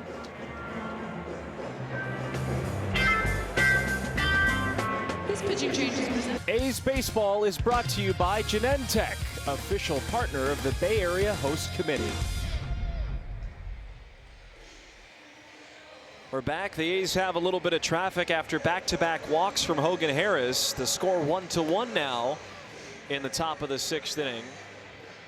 And with Lofton due to come up, Mark Kotze will go with Scott Barlow here in his 13th appearance. No record, 3.75 ERA to keep the game where it is, tied at 1 apiece, Dallas. And that's your job right now for Scotty Barlow. And I think what we have seen Barlow do is come in and do a good job of landing those breaking balls for strikes early. It's been a big pitch for him all season long. He's a bit of a spin doctor. Another guy who I think with a bit of a backwards approach, but breaking ball heavy, able to move that sinker around just to kind of get you off that breaking ball. But and there it is, first pitch slider for strike 1. That's it. It's paramount that you come into a ball game, especially in this situation as a reliever, commanding your best pitch, which is often your secondary pitch. He's got 2 strikes with that sweeper. And if you're not geared up with 97 plus in your holster, you got to be able to fire the bullets that you do have consistently. And for Scott Barlow, that's the breaking balls. 0-2 to Lofton. Thomas at second, Collins at first in a 1-1 game. From the stretch, both runners go, and they got him in a rundown. Darrell drops the baseball, applies the tag, and that's how the inning will end. Scott Barlow, aware of the movement, gets the final out, but the Royals do tie the game at 1-1.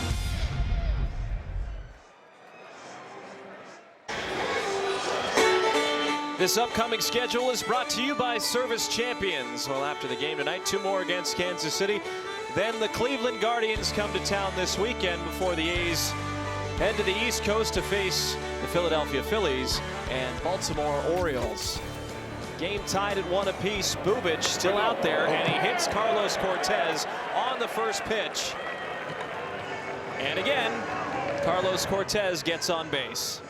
Just finding ways to make things happen. Throw a little bow on it. Two-seamer running in. Cortez nowhere to go except for first base. Quatraro out, looks like he's going to lift the left-hander. One batter faced here. He's going to go to the bullpen. We'll be back after this.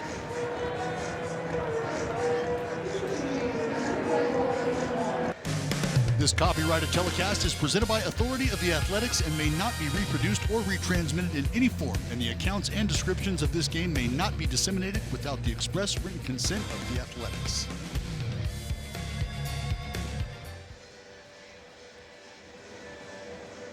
That was on this date in 1999. Rickey Henderson officially passed Bobby Bonds to become Major League Baseball's all-time leader in career leadoff home runs with number 36. Rickey would finish his Hall of Fame career with a record 81 leadoff home runs. Second place on the list is the current Toronto Blue Jay, George Springer, who has 64 leadoff home runs.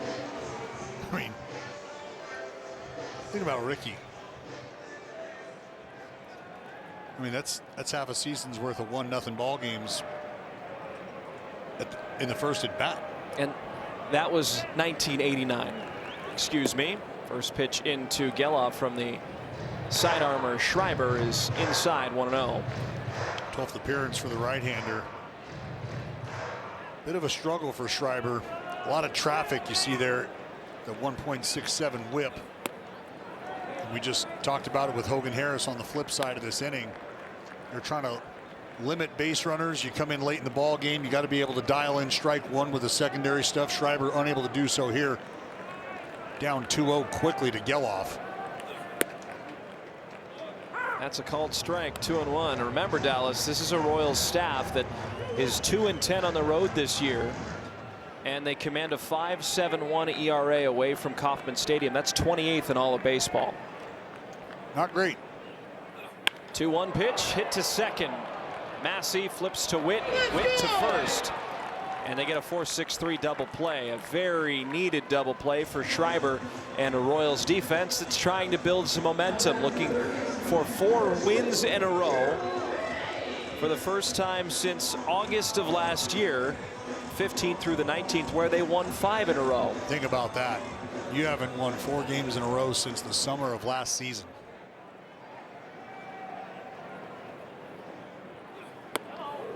First pitch into Hernandez, 1 ball and no strikes.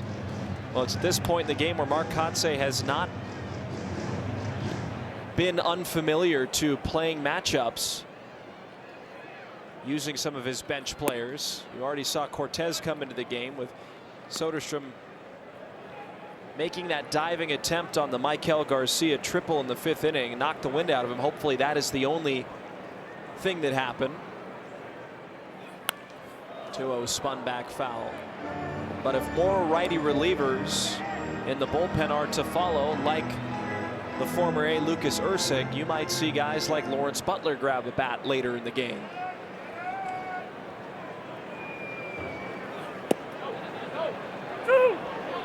Well, Law Dog, last left-hander on the bench here. See Darryl just kind of confirming where that pitch was.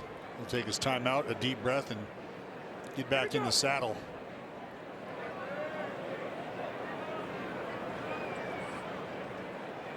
Two balls in, 2 strikes to Hernandez.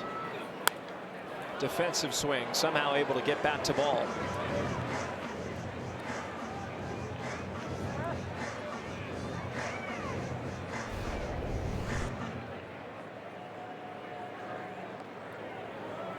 Darryl just trying to hang in the fight right now. 2 balls and 2 strikes. That's well away.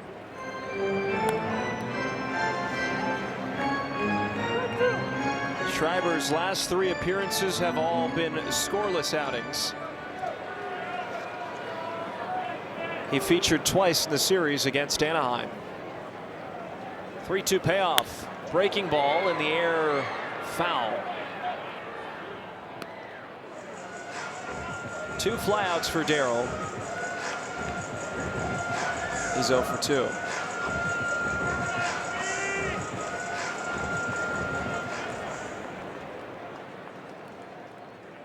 Schreiber to the plate once more. 3-2 pitch. Line drive.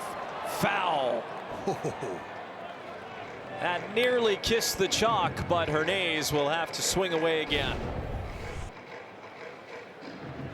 Well, and I think Darryl starting to get a good look now at what Schreiber's got to offer.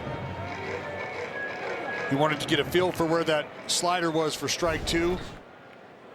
Fouled that off, fouled the heater off. 3-2. Pops it up. In foul ground for Lofton, who makes the catch for the final out of the 6th. 1-1 the score. We move to the 7th.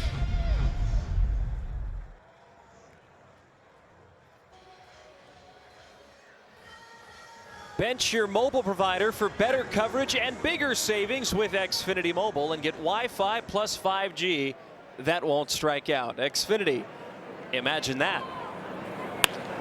Lofton in the air to shallow center. Geloff will make the catch. 1 pitch, 1 out for Barlow in the top of the 7th, where it's a tied ball game. A good ball game. I think we've seen some grindy at bats from both sides that have led to, I think, an early departure for both starters. Both guys got through 5. Did a pretty good job, all things considered. A lot of traffic for Bubic. 4 hits, 4 walks for the left-hander. And drilled Cortez to start the 6th and was lifted for Schreiber, who was able to get out of it. Just really not much offense strung together on either side, though. Isbell just got hit on his front leg, so the Royals have a base runner, and we'll turn it over to Michael Garcia, who has singled and tripled in this game.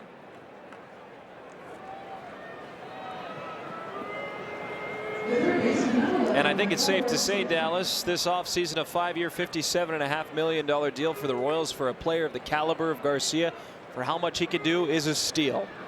Oh, no question. No question. Again, you alluded to it. We saw it on display in the WBC.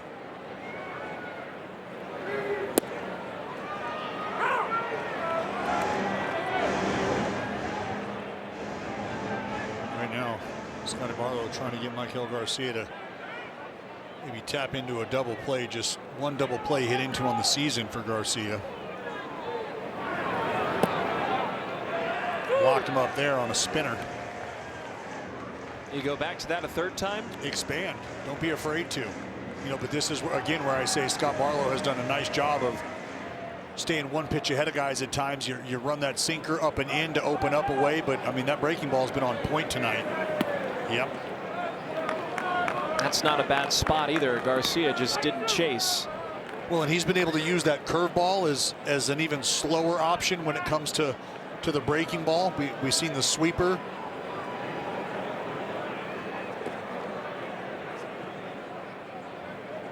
But he's just a guy out there who's, I mean, he's pitching. There's no other way to describe it. Kurtz holds on Isbell at first. Right side open. Neal shaded towards second base. The 1-2. Again, spins one outside. 2 balls and 2 strikes.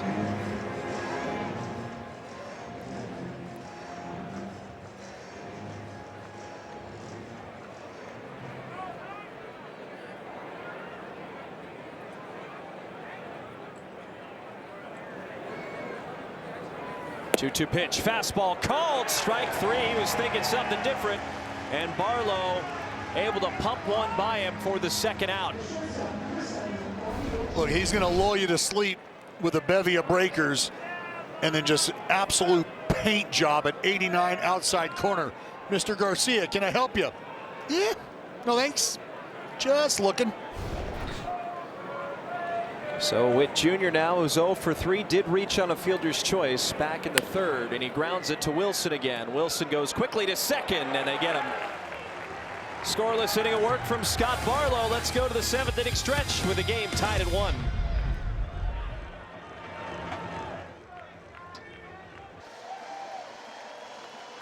Folks, as you know, the A's have partnered with the Sacramento SPCA to feature adoptable dogs at every Tuesday home game. Each week, 2 dogs whose adoption fees have been covered by the A's will be featured on the berm 1 hour before first pitch. That gives fans the opportunity to meet them, learn a lot about them, maybe get a lick or 2 in, and learn about the adoption. We got a couple tonight. Streusel, 11-year-old neutered male, little min pin, mini poodle mix. And then Estropajo. There's Streusel. Come on. Tell me you don't need those eyes in your life? And then... Well, speaking of eyes, hate to cut you off, Jeff McNeil's going to challenge the call of a strike here. Ooh. ABS is powered by T-Mobile. It's a close one here, DB. Yeah, I think, yeah. It's paint. The Athletics will have 1 remaining challenge. Well, you see the reaction of McNeil. Wow, good pitch. And that's kind of what ABS has done, right? Is it takes any sort of argument out of what you see on the board. You just kind of got to tip your cap as a hitter if you thought it was just off, just up, just down, whatever. And it lights up pink like that, there's not much left to be said. Well, in the game of baseball, sometimes you can question balls and strikes, but one thing is completely unquestioned. Streusel and Estropajo are adorable. Well, you got to look at Streusel. There's Estropajo, 10-year-old Yorkie. You think that when Estropajo gets adopted, that maybe there's a nickname? E, fly ball to left. What about Pajo? Well, I believe Estropajo, loose translation into like scrubber or scrubbed or scrubber. I mean, it looks like you could probably get 3-day-old lasagna off a dinner plate with him. I'm not advising that. I thought, isn't Pajo Page? Yes. And Estro could be Esther Page. No. And don't worry, if they don't get adopted here tonight, Streusel and Estropajo, I like it better when you say it. You can adopt them later. Yes, correct. You can head on over to the SPCA, and that's because all of the fees, everything for the adoption transaction, taken care of by the Athletics. Yeah, I'm not a huge fan of like 3 or more syllable animal names. Okay. You need. What about like human names, like naming your dog Kevin? That never made sense to me. Well, it's funny you say that. My grandmother, oh God love her, but she had a pug by the name of Jim. And this is Chris, I'm not lying to you when I tell you. Wilson hits it in the air to right field, retreating back. Caglione on the warning track makes the catch 2 away. Addis Max, this little fella, a 42-pound pug. Yeah, 42 pounds. It's just incredible. But Jim, right? When she would talk about Jim, she would talk about him, you know, like, oh, I got to get home. I got to make sure to feed Jim. And people would look at her like, it's funny that you talk about your husband that way. You know? That's what I would think. And she's like, no, Jim's my dog. Oh, Jim's cute. Like, what if you named your dog like Alan? You know, it's like, yeah, me and Alan are at the house. Well, it makes it sound like you've got, you know, like a financial advisor with you. a list of, like a host of friends. Like, man, you're pretty popular. You've been hanging out with this Alan guy a lot. How things going with you and Alan?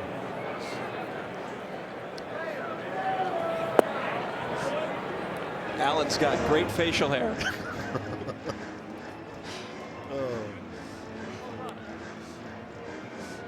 Not a big bather, that Alan. No. Quite the appetite.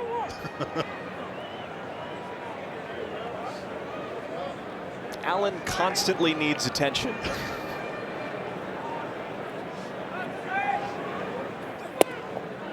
Two-one called strike on the inside corner, 2-2.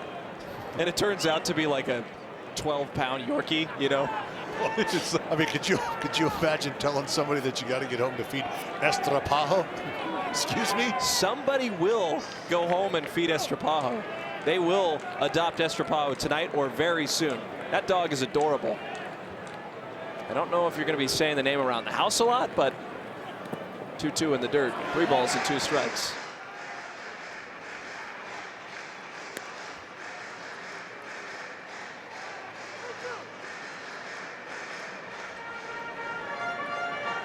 Look at Strudel.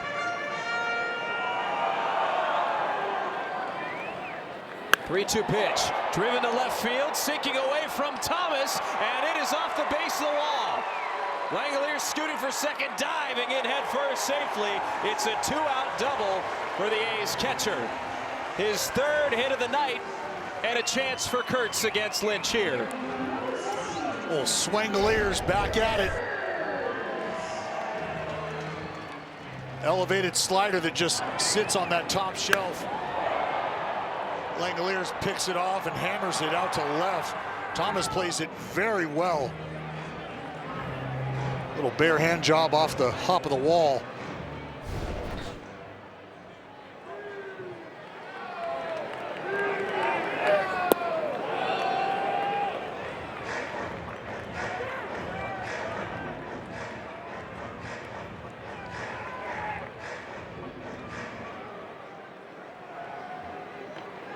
So 1 ball and no strikes to Kurtz with a runner on second. He'll swing and foul it off of himself.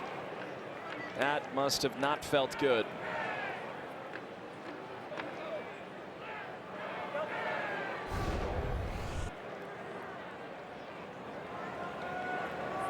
Right off the inside of that right knee, almost just behind that right knee. That can't be comfy.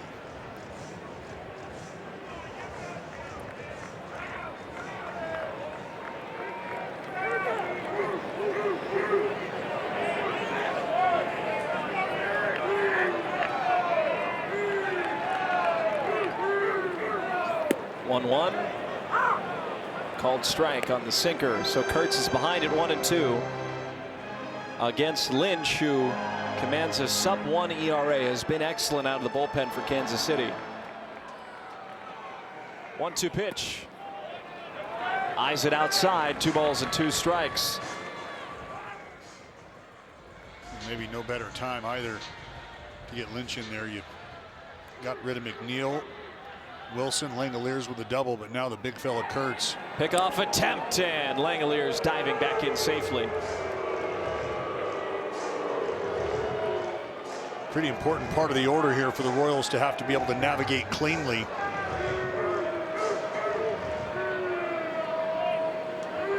Rally caps are already on here in the 7th. 2-2. Another take. 3 balls and 2 strikes. Gotta fire in a strike here if you're Lynch, or else you face Rooker, the right-handed hitter.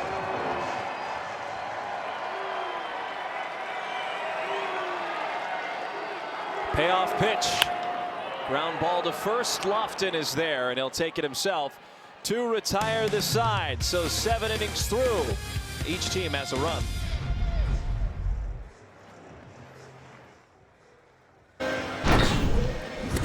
This powerful performance is brought to you by Xfinity. Flashing the leather. Just a great display of defense tonight. Jay Willie with an early backhand play. Kobe Thomas ranging hard to his left and laying out, saving extra bases. That's why the scoreboard looks the way it does. Just 11 total hits tonight. Defense on both sides taking hits away.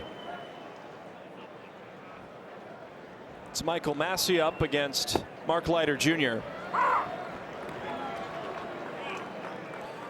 Well, Vinny Pasquantino has exited the game clearly, and it might have something to do with that ground ball out in the 6th inning. He was slow to get out of the box after grounding out to the second baseman McNeil.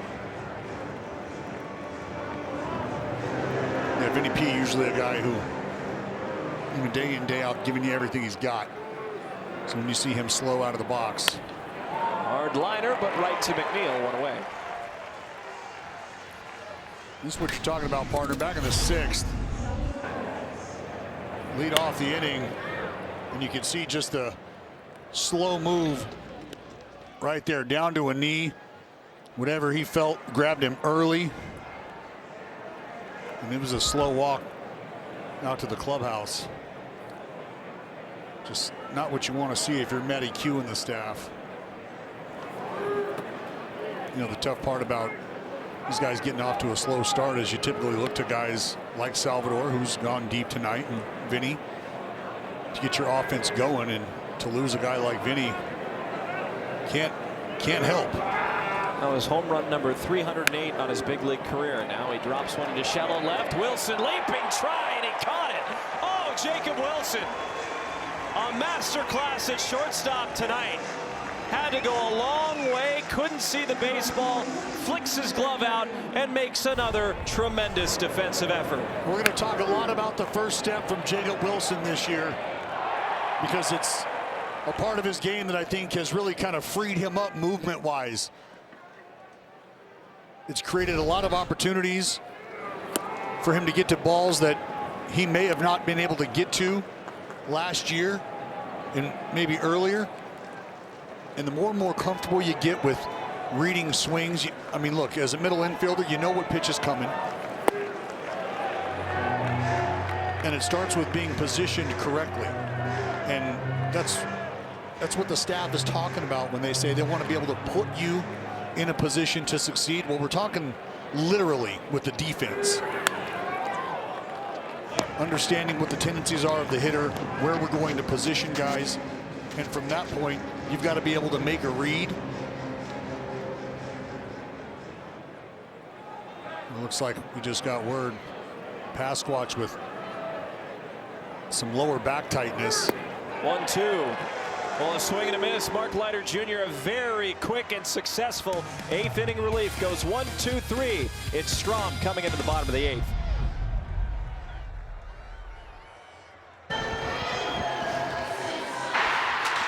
This game summary is brought to you by Toyota. One apiece. Bubic and Savali both went 5 innings. Bubic surrendered 1 run. Savali was scoreless for him. Shea Langoliers 3 for 4, a double, 2 singles. Salvador Perez has made the most noise out of any Royals player with a solo home run. His 5th of the year to tie the game at 1 apiece. Now it's Rooker. High in the air to left. If it's fair, it is gone, but it goes foul. Well, I mean, Marcotte.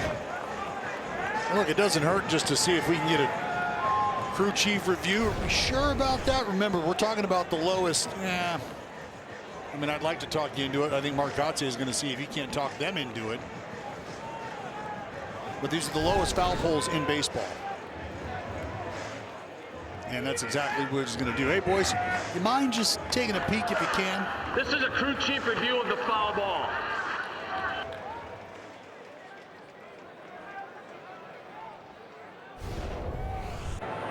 You called it. Put a great swing on it. Just a matter of it staying true long enough.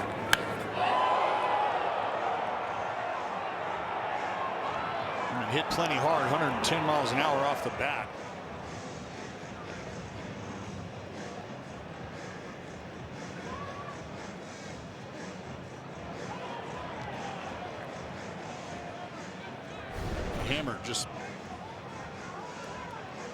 Hammered what looks to be just left of the pole.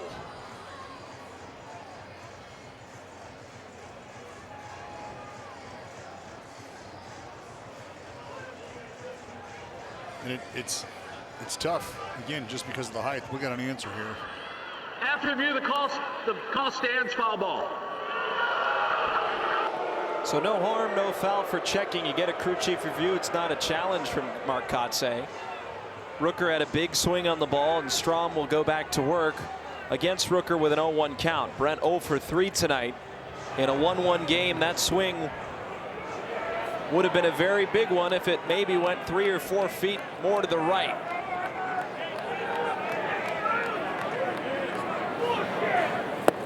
And he swings for the fences again. He's behind at 0-2. Strom enters the game and faces 2 righties in Rooker and Thomas.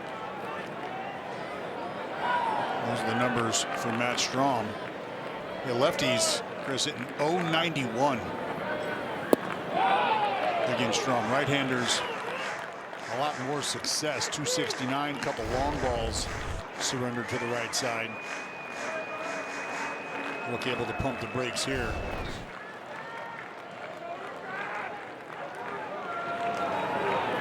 One-two, spun back foul. Remember his first game at home in 24 days.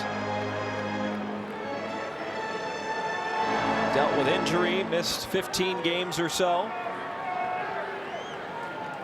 Came back in the final game against Texas, now 1-2. And he'll miss on a high 4-seamer. Strom decides to double up on the fastball. Started the at-bat with a couple of breaking balls, trying to slow Brent Rooker down. Here he goes back up top with the heater and just able to beat Rooker to the spot. Well, more power to follow with Thomas. 5 home runs in AAA this year. He'll swing, line it into left, dropping fast, and it's in and out of Thomas's glove. So Colby busted his bat, gets a base hit, and the A's have a runner aboard with Cortez coming up. Well, you can hear the wood splinter at contact. And Thomas gets a lot of glove on it, but this closer to those pinky and ring fingers in the glove, not quite in the webbing, and that's the difference. Well, this is last week's American League Player of the Week, Carlos Cortez. You see Cortez just wondering, I'm not quite sure about that strike call. All looked elevated, if you ask me.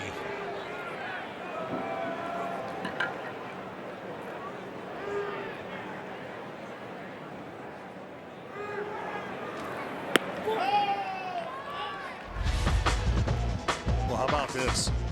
This is how you find yourself in the middle of a 7-game hit streak. You use the entire field, which we have seen him do. We've seen the power as well. 14 knocks over that 7-game hit streak. And he's gotten on base via the walk as well. Since getting everyday runs starting on April the 10th, Cortez 18 for 50 with 4 doubles, a triple, 4 home runs, 9 RBIs. He's had 5 multi-hit games in 15 that he's played. 2-1, a wave and a miss on a frisbee slider.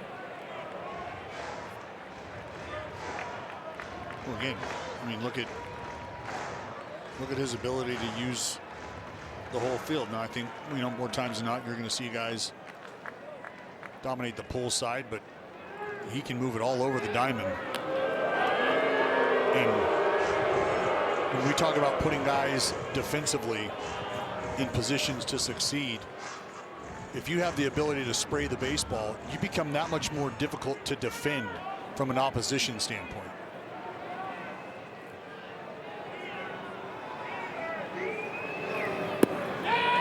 He lays off, now 3-2. Well, now after a couple of slow breaking balls, let's see if Strom decides to go back to the fastball, or if he wants to triple up with his left-on-left matchup. See what Thomas decides to do it first, too. 3-2 pitch. Cortez, base hit into right. Thomas takes a turnaround second. He'll push for third. He will get in there safely, and Carlos Cortez again comes up. And the A's are 90 feet away from scoring the leading run here in the bottom of the 8th inning. It just doesn't get much better than this. When we talk about the quality of at bat, it's something you heard us speak about ad nauseum with Cortez. And And sure enough, Strom trying to heat him up with a fastball. Cortez laying in the weeds, able to turn on it. Colby Thomas with his speed, able to get over to third base. You see him avoid that hard ground ball, hits the bag and keeps moving, almost spins out. Something I do want to pay attention to. See Cortez letting the boys know we're still rolling here. That's now an 8-game hitting streak.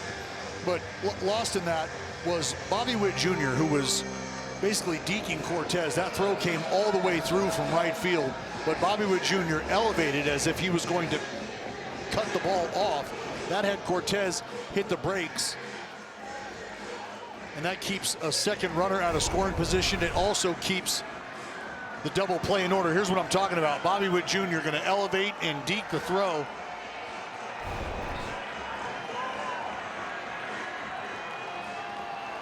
Well, the table is set for Geloff. Was singled, walked, and grounded into a double play. He's 1 for 2. First pitch, he shows the hands. It's a high pitch, snap throw to third, back in safely Thomas. It's always an element to Geloff's game you have to be aware of. And with the infield playing a bit back, a chance possibly for a squeeze. Well, you can see where Garcia was 2 or 3 steps behind the bag. And Salvador Perez saying, hey, take a look at me.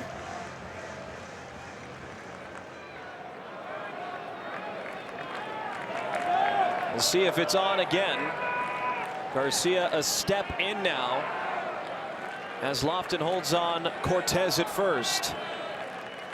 1-0. Geloff swings away and pops it back foul. 1-1. This is another one of these games, Dallas, an all hands on deck effort. Seems like we're talking about that a lot more in 2026.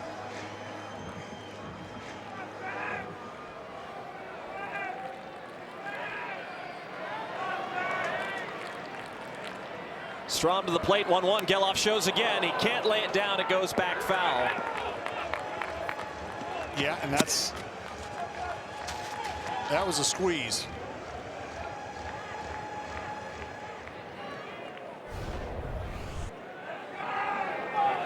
Colby Thomas moving down the line. Probably a safety squeeze, just unable to get it down. 1-2. Foul back.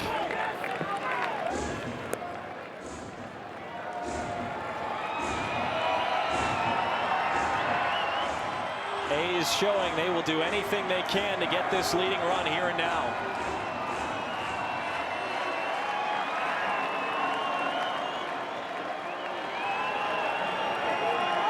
Strom's next 1-2. Geloff grounds it foul. He's fighting. Had an infield hit back in the second, scored the only A's run as Jack Perkins warms in the bullpen. Looks to be the 9th inning option for Marcotte. Whether the scoreline holds it 1 apiece or if the A's can manage to get a run or more, it would become a save situation. Or it would not, excuse me. 1-2, fouled away.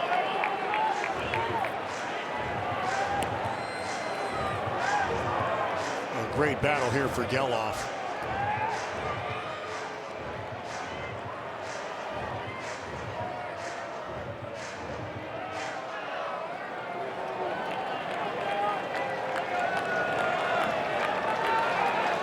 Another 1-2 pitch. Swing and a miss. Geloff couldn't time it up. And it's up to Hernandez with runners on the corners and now 2 away. Well, that's a big punch out for Strom. I mean, the only better result you can get if you're the left-hander is a inning-ending double play to get you out of the mess. Still a little work to do here against Darell Hernandez.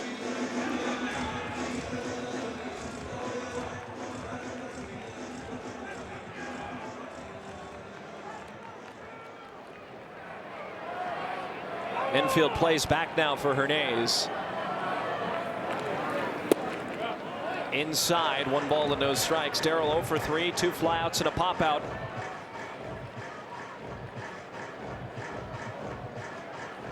Right side is open for Darell. Cortez taking a short lead off of first. 2 balls and no strikes. Now hitter friendly count for Darryl. What are you looking for here? Well, you're looking for one pitch in one spot.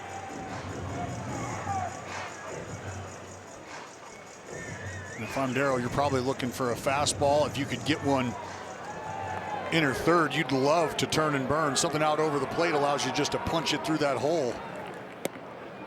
He'll take 3 balls and no strikes.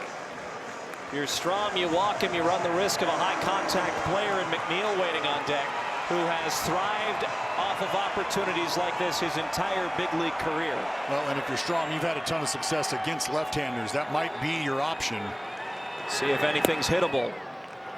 Fires in a strike to the outside corner, 3-1. Not giving in to Hernandez right now.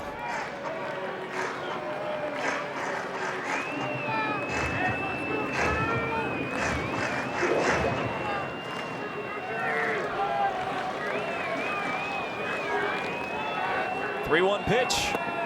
Darryl takes, passes the baton, and it's up to McNeil unless they go to the bench. No, it'll be Jeff McNeil here.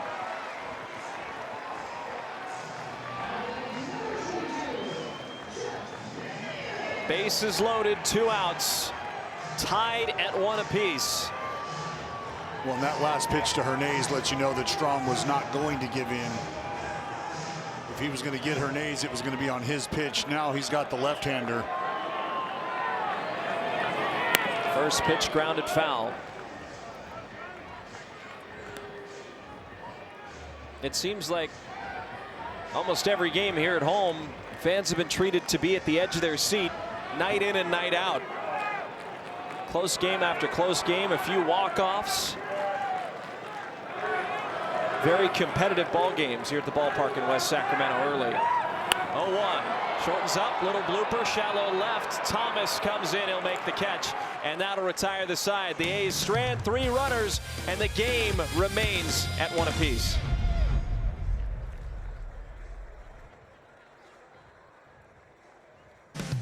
This telecast is brought to you by Toyota. Class-leading MPG and more hybrid models than any other brand. Toyota, let's go places.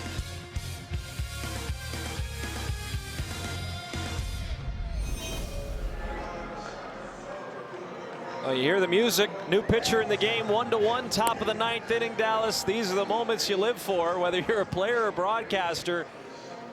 A's and Royals knotted up, and it's Jack Perkins to try and answer the call. It'll start with Carter Jensen, the standout rookie for the Royals, grabbing a bat and leading off the 9th. Well, it's been a great ball game. We talked about the effort from the starters on both sides. Both giving their team a chance to win the ball game. The bullpens have been locked in a heated battle with the opposing lineups. Right now it feels like who's going to blink first. First pitch to Jensen is a called strike. Carter Jensen on the year, 268, 6 homers, 16 RBIs, has batted .283 against righties, with all 6 of his homers coming against right-handed pitching.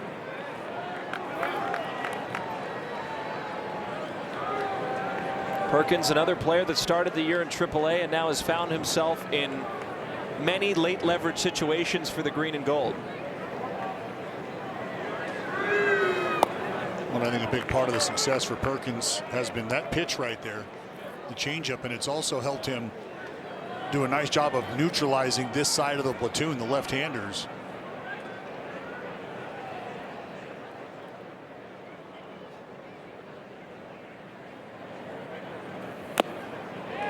There's 97 with Ride tipped into Langoliers' glove, 2-2. Well, and he's got that. He's got the cut to go with it.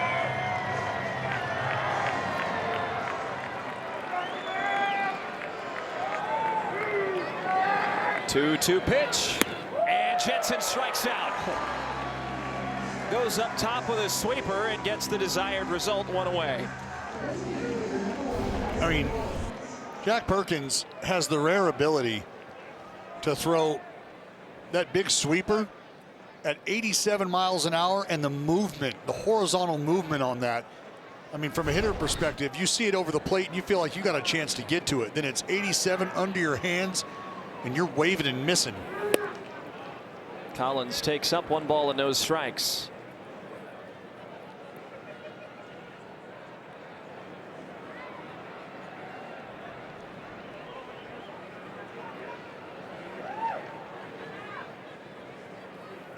There's a strike, 1-1. There it is again. And now if you're Perkins, you can go back to that fastball if you want, get ahead 1-2, and then drop a changeup on him.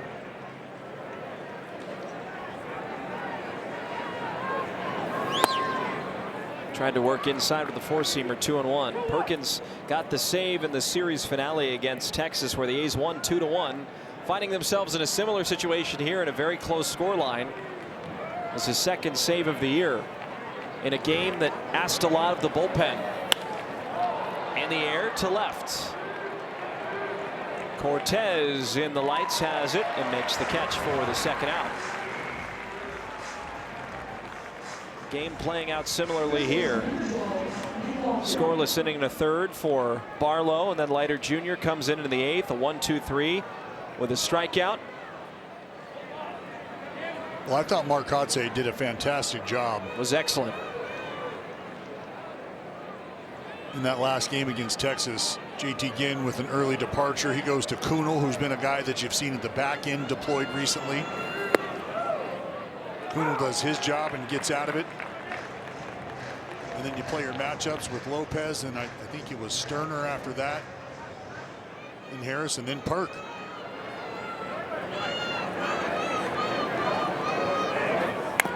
Breaking ball fouled off of Langoliers, 0-2. A's to come up in the bottom of the 9th. Wilson, Langoliers, and Kurtz. Just the crew you'd want in a situation like this. You like your chances.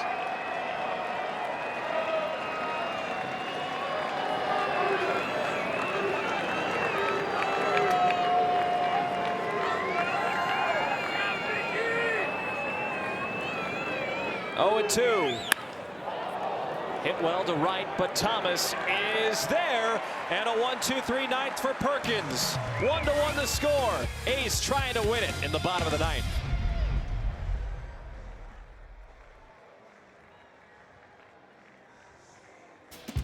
You can create family traditions every Sunday at the ballpark, starting at just $99. Our family 4-pack includes 4 tickets, 4 hot dogs, 4 drinks, and 4 bags of chips or popcorn just for you. Kids 14 and under can enjoy exclusive items, free ice cream, pregame treasure hunts with Stomper, and you can also run the bases after the ball game. Secure your family 4-pack today at athletics.com/family. 1-1 the score, bottom of the 9th. A's are up with Wilson, Langoliers, and Kurtz. Against a new pitcher, it's Nick Mears in the game. 12th appearance, 1-1, 2.70 ERA. Opponent average sub 200, but is facing a very lethal offensive crew, DB. That's right. He's got his work cut out for him. Does the Sacramento native. Man out of Rockland, California, went to my rival junior college, Sac City, over off 16th Ave. Those boys can play a little baseball out there. Don't know that they're quite at the level of old Beaver Tech at American River, but I digress. Marte now over and left in the ball game. Mears was also involved in the Angel Serpa trade. So went from Milwaukee along with Isaac Collins to Kansas City in exchange for the lefty. Check swing up top. Did he go? Yes, he did. Wilson quickly behind it, 0-2. Take a peek from the side. Okay, fair enough.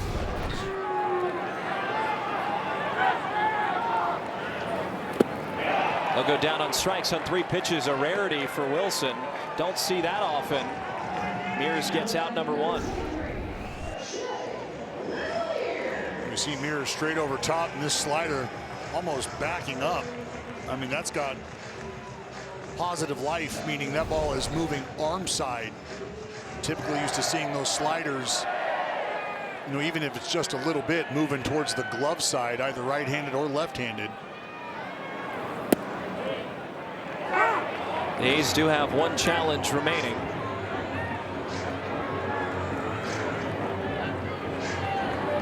The score is at 1-1.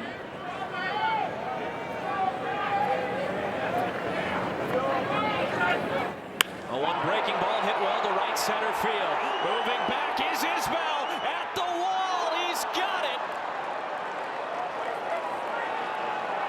And Shea just missed the winner. Just missed indeed. Shea's been all over hanging breaking balls this evening. Got another one that he sent for a ride, but Isbell tracked it nicely all the way off the bat. Just a good job of running it down there by the center fielder. First pitch strike to Kurtz, 0-1. He's walked, but quiet other than that, 0 for 3. Don't leave one of those spinners hanging.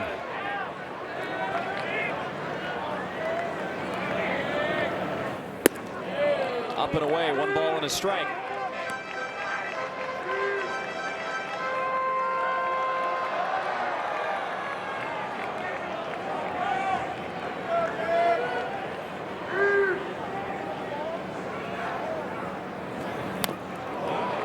Fouled away, 1-2.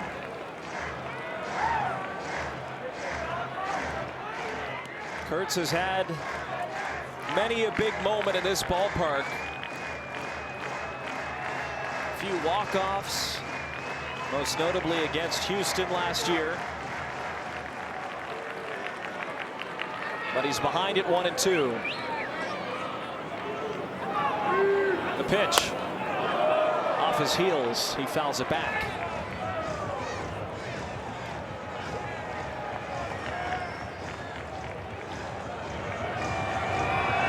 Muir's got that good life on the fastball, just kind of holds its plane.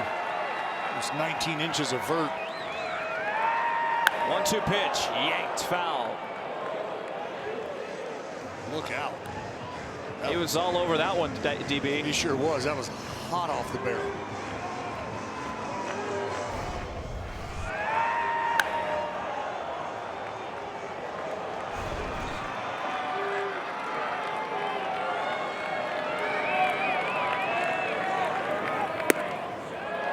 And he remains patient, looking for his pitch. 2-2.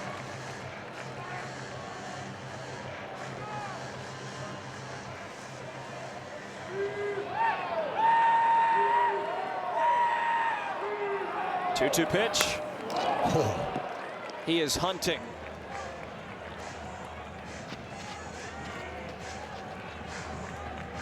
I tell you, he ain't just looking to shoot it to left. He's looking to bring this ball game to an end.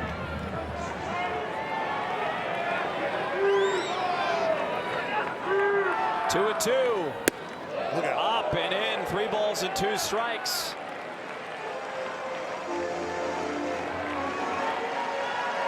See if Mears decides to attack Kurtz here. Accepts the sign. He comes set. Payoff pitch. Kurtz takes. He's called out on strikes, and now he's going to challenge. Well, it looked like a pretty good pitch, and I think that pitch may have just clipped the bottom of the zone, Chris. We'll take a look. ABS powered by T-Mobile, and it does, which will force extra innings. A's don't have any more challenges. They'll earn one back in the 10th. 1-1 bonus baseball coming up.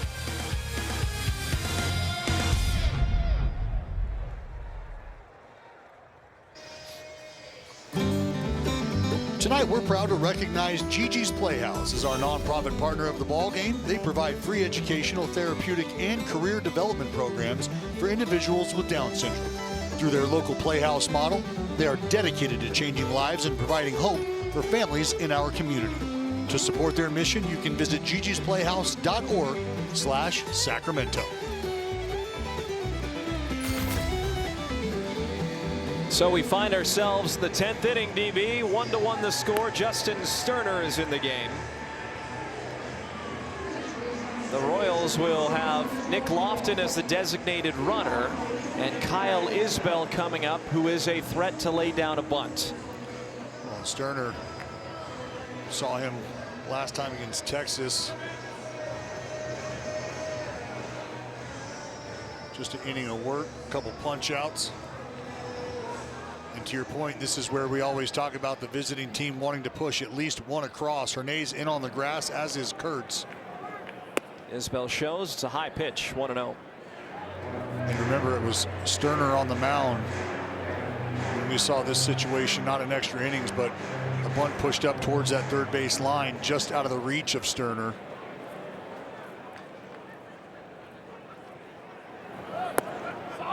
It's inside, 2 balls and no strikes. Royals, in the last game they played on Sunday, won in 10 innings. 2-0. Isbell pops it up. Langoliers will play it off a hop, throw to first, and it's late, but no advance from Lofton at second base. Well, Lofton wasn't going to be able to do much with that ball popped up like that. He gets too far off second, and that ball is caught by Langoliers. That's a double play waiting to happen. And I think the best thing that could have happened for the Athletics was this ball check up and start to go foul, but Langoliers wisely realized, and I think he's going to be safe at first, but Langoliers realized. The Athletics are challenging the safe call at first. Ooh, I mean, from that angle, we might have a different ending to this story here. The fact that Langoliers is even able to make a play on that ball is impressive in and of itself. It is a close play here. Well, look, I mean, you're looking for that ball just to hit the back of the glove. Doesn't have to be closed. And maybe, just maybe, that happens before that foot of Isbell.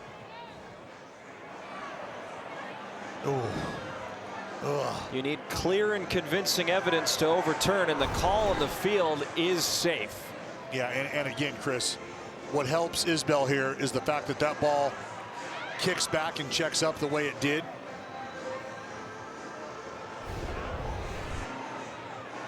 I mean, this is very close from this angle.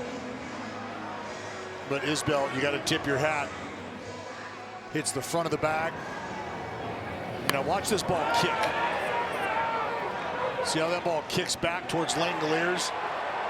If he's able to field it cleanly and scoop with 2 hands, spin and pivot like we've seen him do so many times and fire a strike over there, Isbell's probably out by half a step as opposed to being safe by half a step. But you can see how Langoliers has to reach back with his bare hand. I mean, that is, and maybe it's the heel that hits the dirt. I think you might have a point there, DB. Yeah, it looks like that ball very well may have hit the thumb. Here's the verdict. After review, the call on the field stands runner safe. The Athletics will lose their challenge. Well, we tried to talk him into it. It was just too close to call, and it was not a confirmed call. It was a call that stood, as there wasn't clear enough evidence to overturn.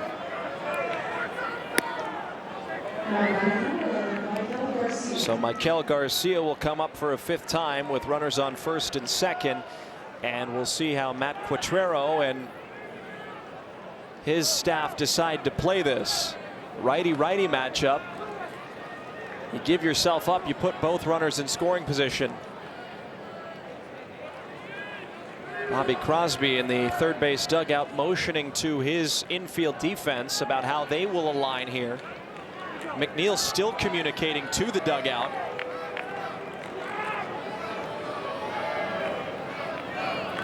Garcia will show. He pops it up. Langoliers is going to catch this baseball. That's exactly what they needed to happen. The A's get a big first out. You are absolutely right.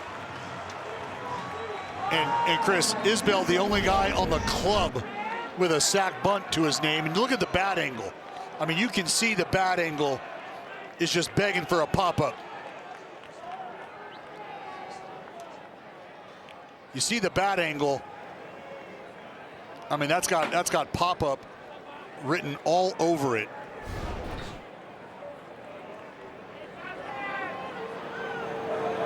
Here's Bobby Witt Jr. He'll take just a touch outside. Now watch, this is what I'm talking about. Right here, you can see the angle of the bat. See how it's down? That's not good.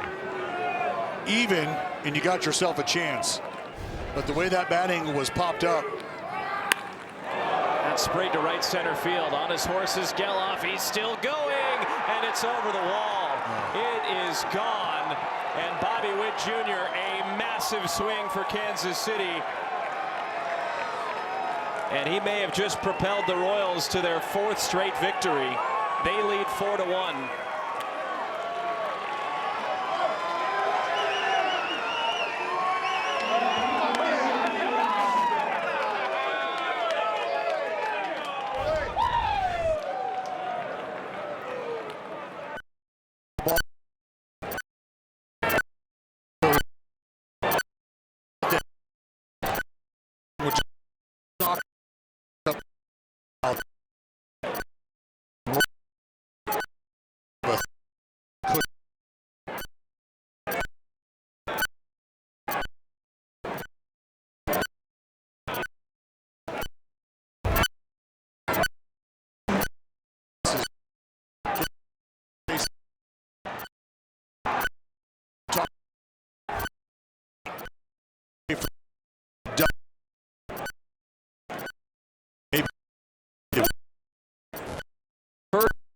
Back on the back.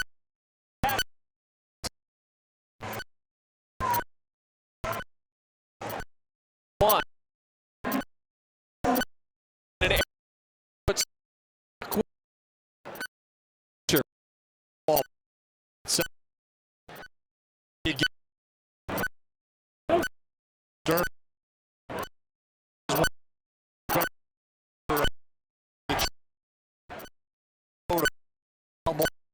Like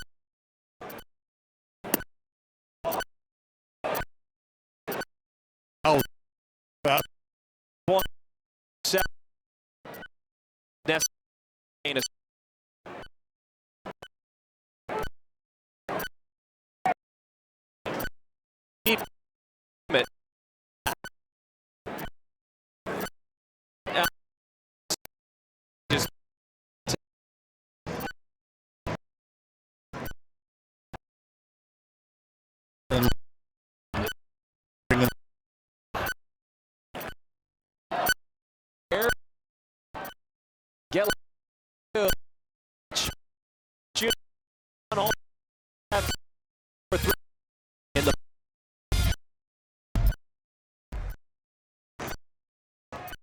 Okay, so in the future, it will mean this.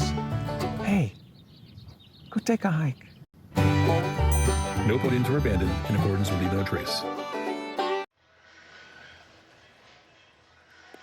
Get ready for a giant Sacktown showdown. The Bay Area rivalry heads to the 916 as the Giants arrive Friday, May 15th, 6:40 p.m. start time. Celebrate the weekend with Sacramento Saturday gold jerseys, post-game fireworks, and a family day on Sunday to wrap it up.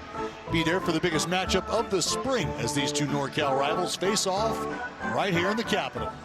Get tickets now at athletics.com/promotions.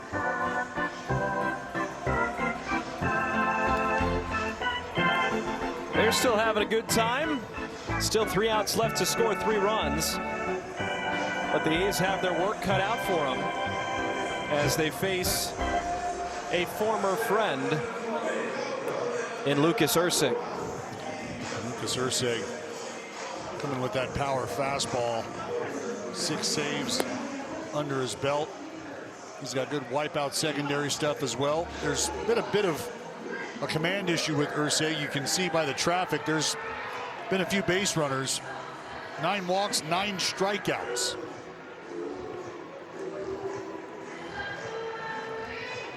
And Salvador Perez out there right now just trying to remind him, hey, we need to get ahead, we need to execute. You've got a little cushion here. That doesn't mean we want to just lay the baseball in there, but don't be afraid to attack the strike zone.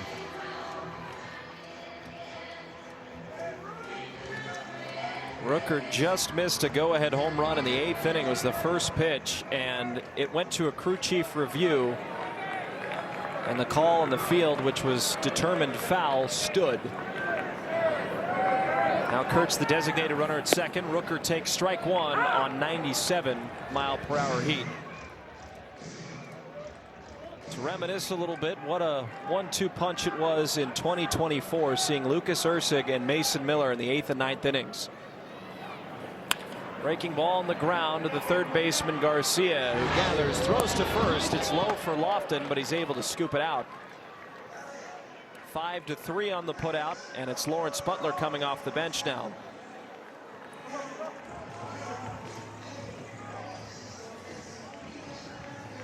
If Butler's able to reach, then you bring the tying run to the plate. You'd hate to see the A's, who have fought hard all game, go down quietly. Well, this is a place where Lucas Erceg has ran into trouble, and that's against left-handers. Left-handers hitting over 300 against Erceg. And Cortez looming on deck. First pitch strike to Lawrence.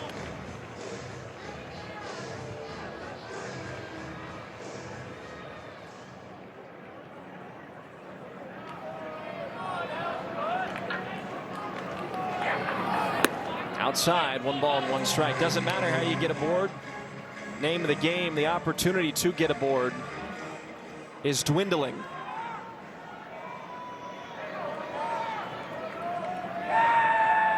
Ball and a strike. Down low, 2-1.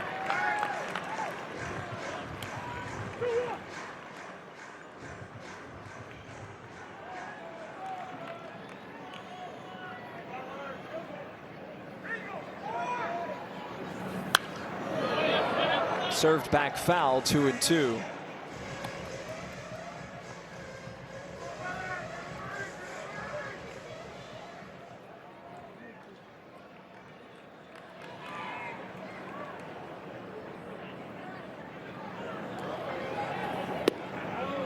Called strike 3. Butler's going to utilize the challenge here.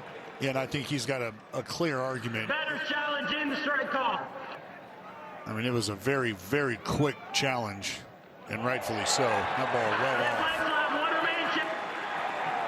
As good a time as any to deploy the challenge that you have. No doubt. I mean, that's the difference between heading back to the dugout or getting another pitch you could do damage on. 3 balls and 2 strikes. Butler swings and misses up top, and it's up to Cortez to keep this game alive.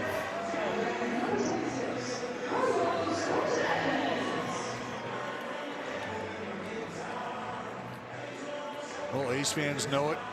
Erceg got a big-time fastball. We've seen him get ahead with it, puts Lawrence away with it. Let's see if Cortez can't pick one of those out. They'll take strike 1 on the fastball. Came off the bench earlier in the game. Defensive replacement for Soderstrom.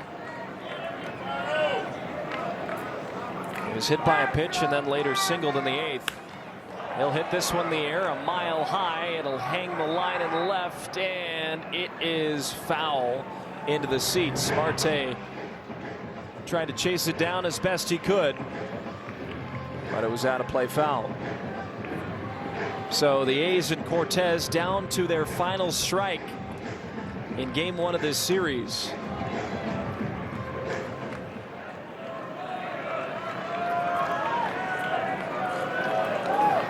Two down low.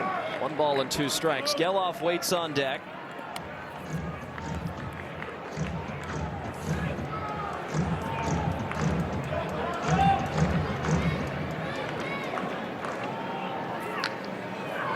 Rally cap still on. 1-2 pitch. Outside, 2-2. Looked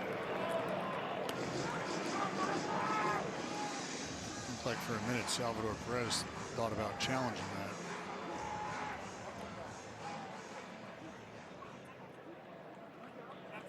I think he was asking about the count. Yep. Now it is 2-2. You can see him thinking about what next pitch to Relayed to Ursig. 2-2 pitch, down low, 3 balls and 2 strikes.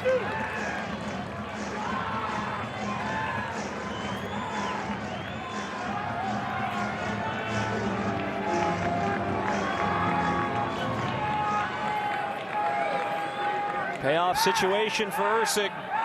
3-2 in the dirt. Cortez will walk and bring the tying run to the plate. Not over yet. A chip and a chair is all you need.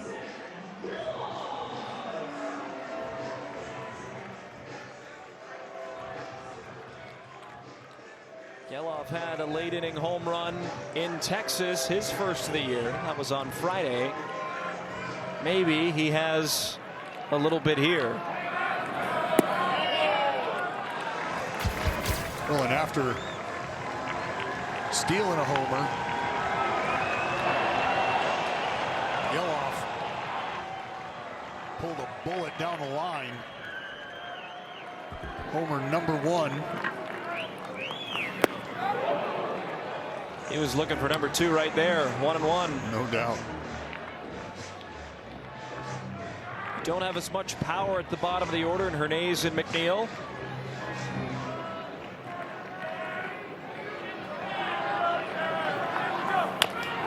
Weekly tapped up the third base side. Going to be a tough play. Ursig throws to first. And Geloff is safe. Another infield hit. Base is loaded. And the line keeps moving. And Ursig, a former infielder, a great athlete in his own right, able to bounce over there. The bare hand was the only option. And frankly, they are lucky this ball doesn't end up skipping.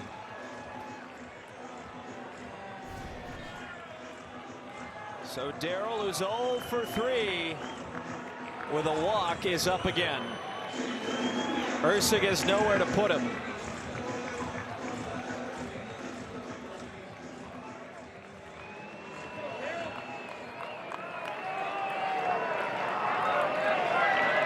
Can hear the Darrell chants. Tags it back. Big cut. There's still life in this offense. Well, and we know this man has got some late game heroics in his DNA.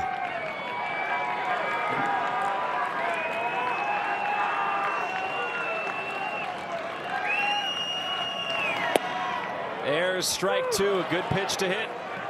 He's behind, now has to protect.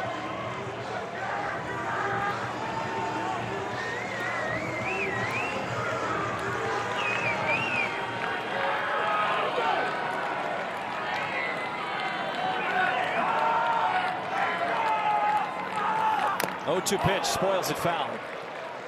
Able to get that to ball. And Hernandez will see another. Well, we've seen this a few times from Darrell, maybe out on the front foot just a bit, but still able to foul it off and stay in the fight. Ursig well ahead here, 0-2. 0-2 breaking ball, swept foul. Turned on it. Worked the inner half against Hernandez. He's able to foul it away. All 3 runners will move on contact.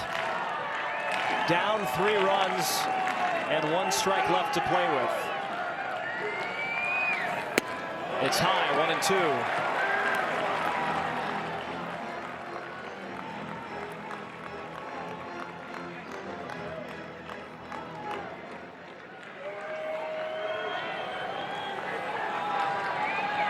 Ursig against Hernandez, 1-2 pitch, line drive, and it's caught by Massey. That's your ball game. Kansas City wins 4-1. The A's put up some traffic in the 10th, but it was one big swing from that man, Bobby Witt Jr., that sealed the A's fate in Game 1 of this series. The Royals improve to 12-17. The A's fall to 15-14. A hard-fought game, and really it was a matter of 1 pitch that determined the A's fate tonight. You're absolutely right, and that's what superstars do. They show up and shine in the right spots, and Bobby Witt Witt Jr. adorns the crown with a big swing that put the Royals ahead for good. Both starters on both sides, Chris, as I mentioned, gave their teams a chance to win this ball game. You can say the same thing for both bullpens up until the very last part of this ball game. And the Royals, coming into this series, riding a bit of a hot streak, coming out of Anaheim, have continued that run here in game 1 of this series. So 4 in a row for Kansas City. They'll turn to Michael Wacha tomorrow against the ace Luis Severino. So that will be the pitching matchup. The A's hoping to get back to their winning ways, DB. It was a hard-fought game, but it didn't go by the way of green and gold tonight. Well, that's it from us. Well, stay tuned, folks. Chris Townsend and Carlos Ramirez have you covered for A's Cast on NBC Sports, which is presented by Toyota, and that starts right now.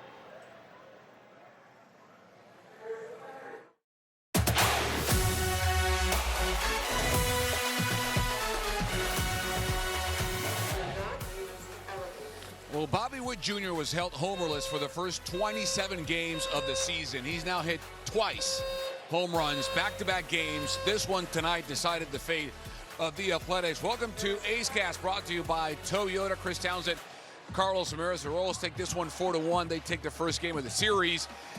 You said on A's Cast pregame mode that you were hoping for a pitching matchup, and we got that in different versions until Bobby Witt did what he did in the top of the 10th. All in all, a very good pitching matchup, both from Civale and Bubic, but then the A's bullpen doing what they've done the entire season, Townie. Yeah, they've been good, but I have to be totally honest here. This is a major disappointment because this game mattered so much because the Athletics are finally in first place. Here you are, you've watched the Texas Rangers lose to the New York Yankees down in Arlington. You got a chance to extend your lead over the Rangers, over the Mariners. You've got to start figuring out how to win at home. And there's no excuses tonight. The wind wasn't blowing. The flags were absolutely still. So it played very normal tonight. You got a Kansas City Royal team that's off to, you can say they'd won 3 straight, but it's a major disappointment at the start of their season because they had high hopes there in the AL Central. These are games you need to start to win. If they would have won this game, I would have been telling you this is the biggest win they've had in this ballpark. Why? Because there's expectations now. You're in first place. You had a chance to extend, to start showing people that, yes, this is the real deal. Unfortunately, they didn't bring it home tonight. Big number tonight, 2 for 12 with runners in scoring position for the Athletics. That won't make it or get it done in any kind of game. Let's go to the turning point in this game. That's brought to you by Toyota. We have to go to the 10th. I mean, it's pretty obvious what Bobby Witt Jr. did, Townie.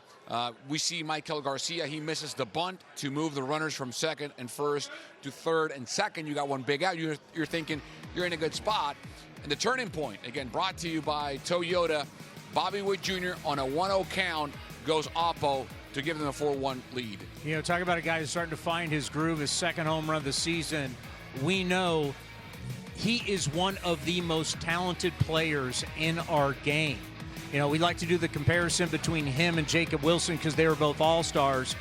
But you throw a cutter there and you see where it was. That's the death zone. We talk about that with Scott Emerson all the time, the pitching coach of the Athletics.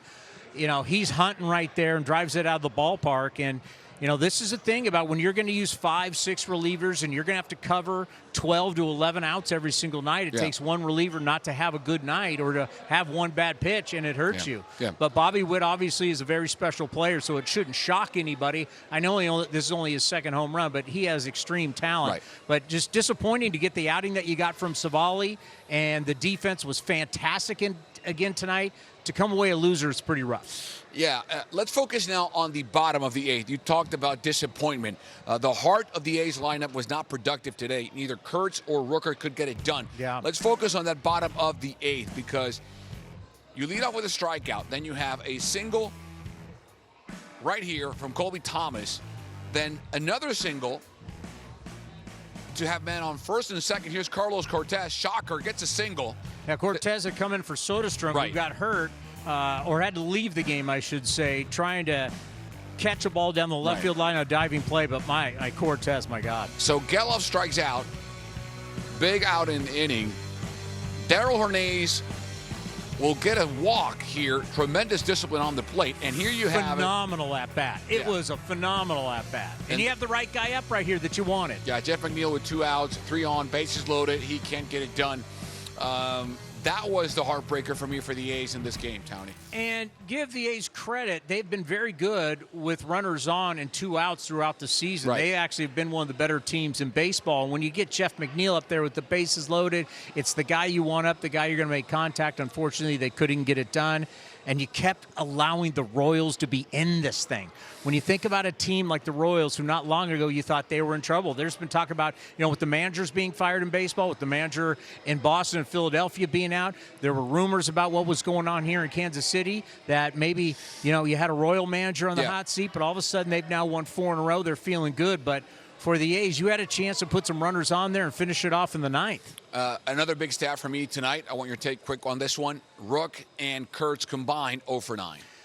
Brent Rooker didn't go on a rehab assignment. Yeah. And all of a sudden, Brent Rooker now with a big offer, and he's hitting 120. Obviously, he is a huge part of this offense. He's a huge part of this team. He's the captain of this team, but it's going to take a while. He's coming back from that oblique injury that he's going to get hot again. And, the pitching staff did their job for the most part tonight.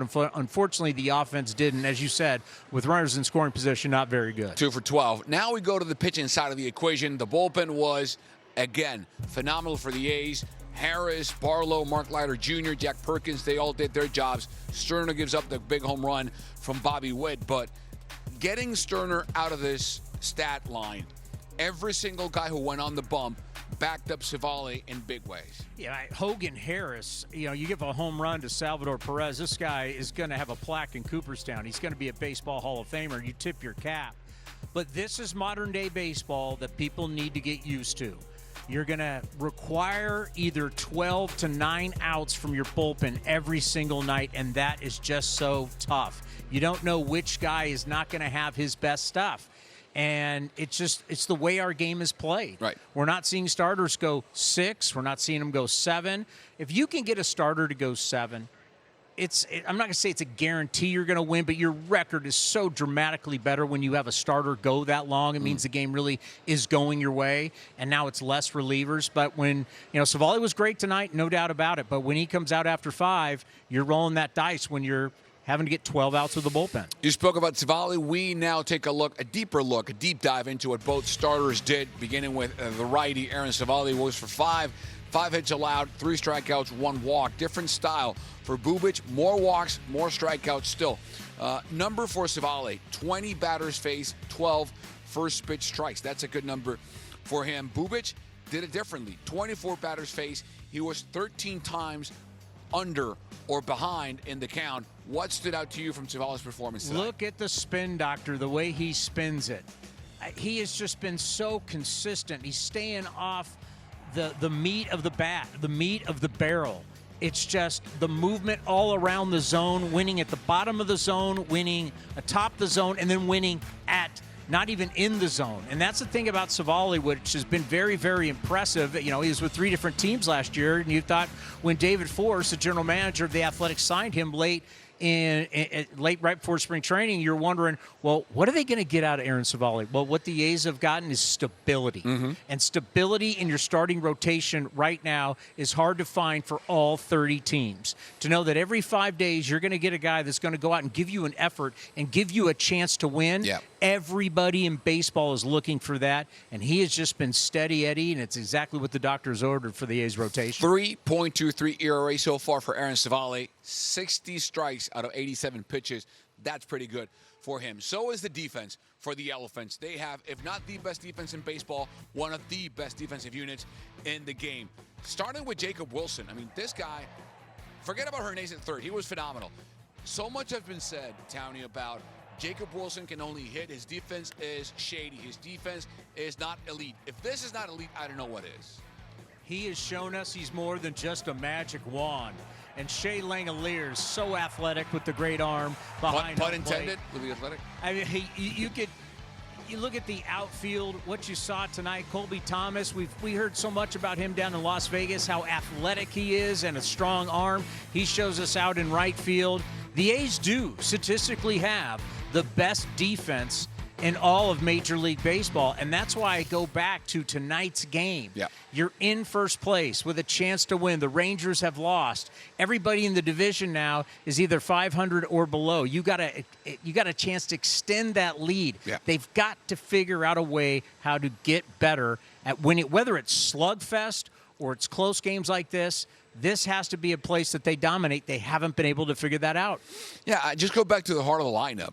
It's hard for you when Wilson goes 1 for 5 and then Shea goes 3 for 5. That's your 1-2 hole hitters being on base all the time. And then here comes Kurtz and Rook, and you're thinking at some point one of these guys will get a base hit, or they'll do something. They'll find some momentum to get something done. They just couldn't do it tonight. Hey, Shea Langeliers, he has the most multi-hit games in baseball this year. He's second most hits in all of baseball, 14 extra base hits. He can be streaky, but when he is going good, he is good as anybody in baseball. What a start of the year for Shea Langeliers. Yeah, the defense, again, we were talking about it just a second ago. Jacob Wilson, another game, no errors. He just keeps the streak going.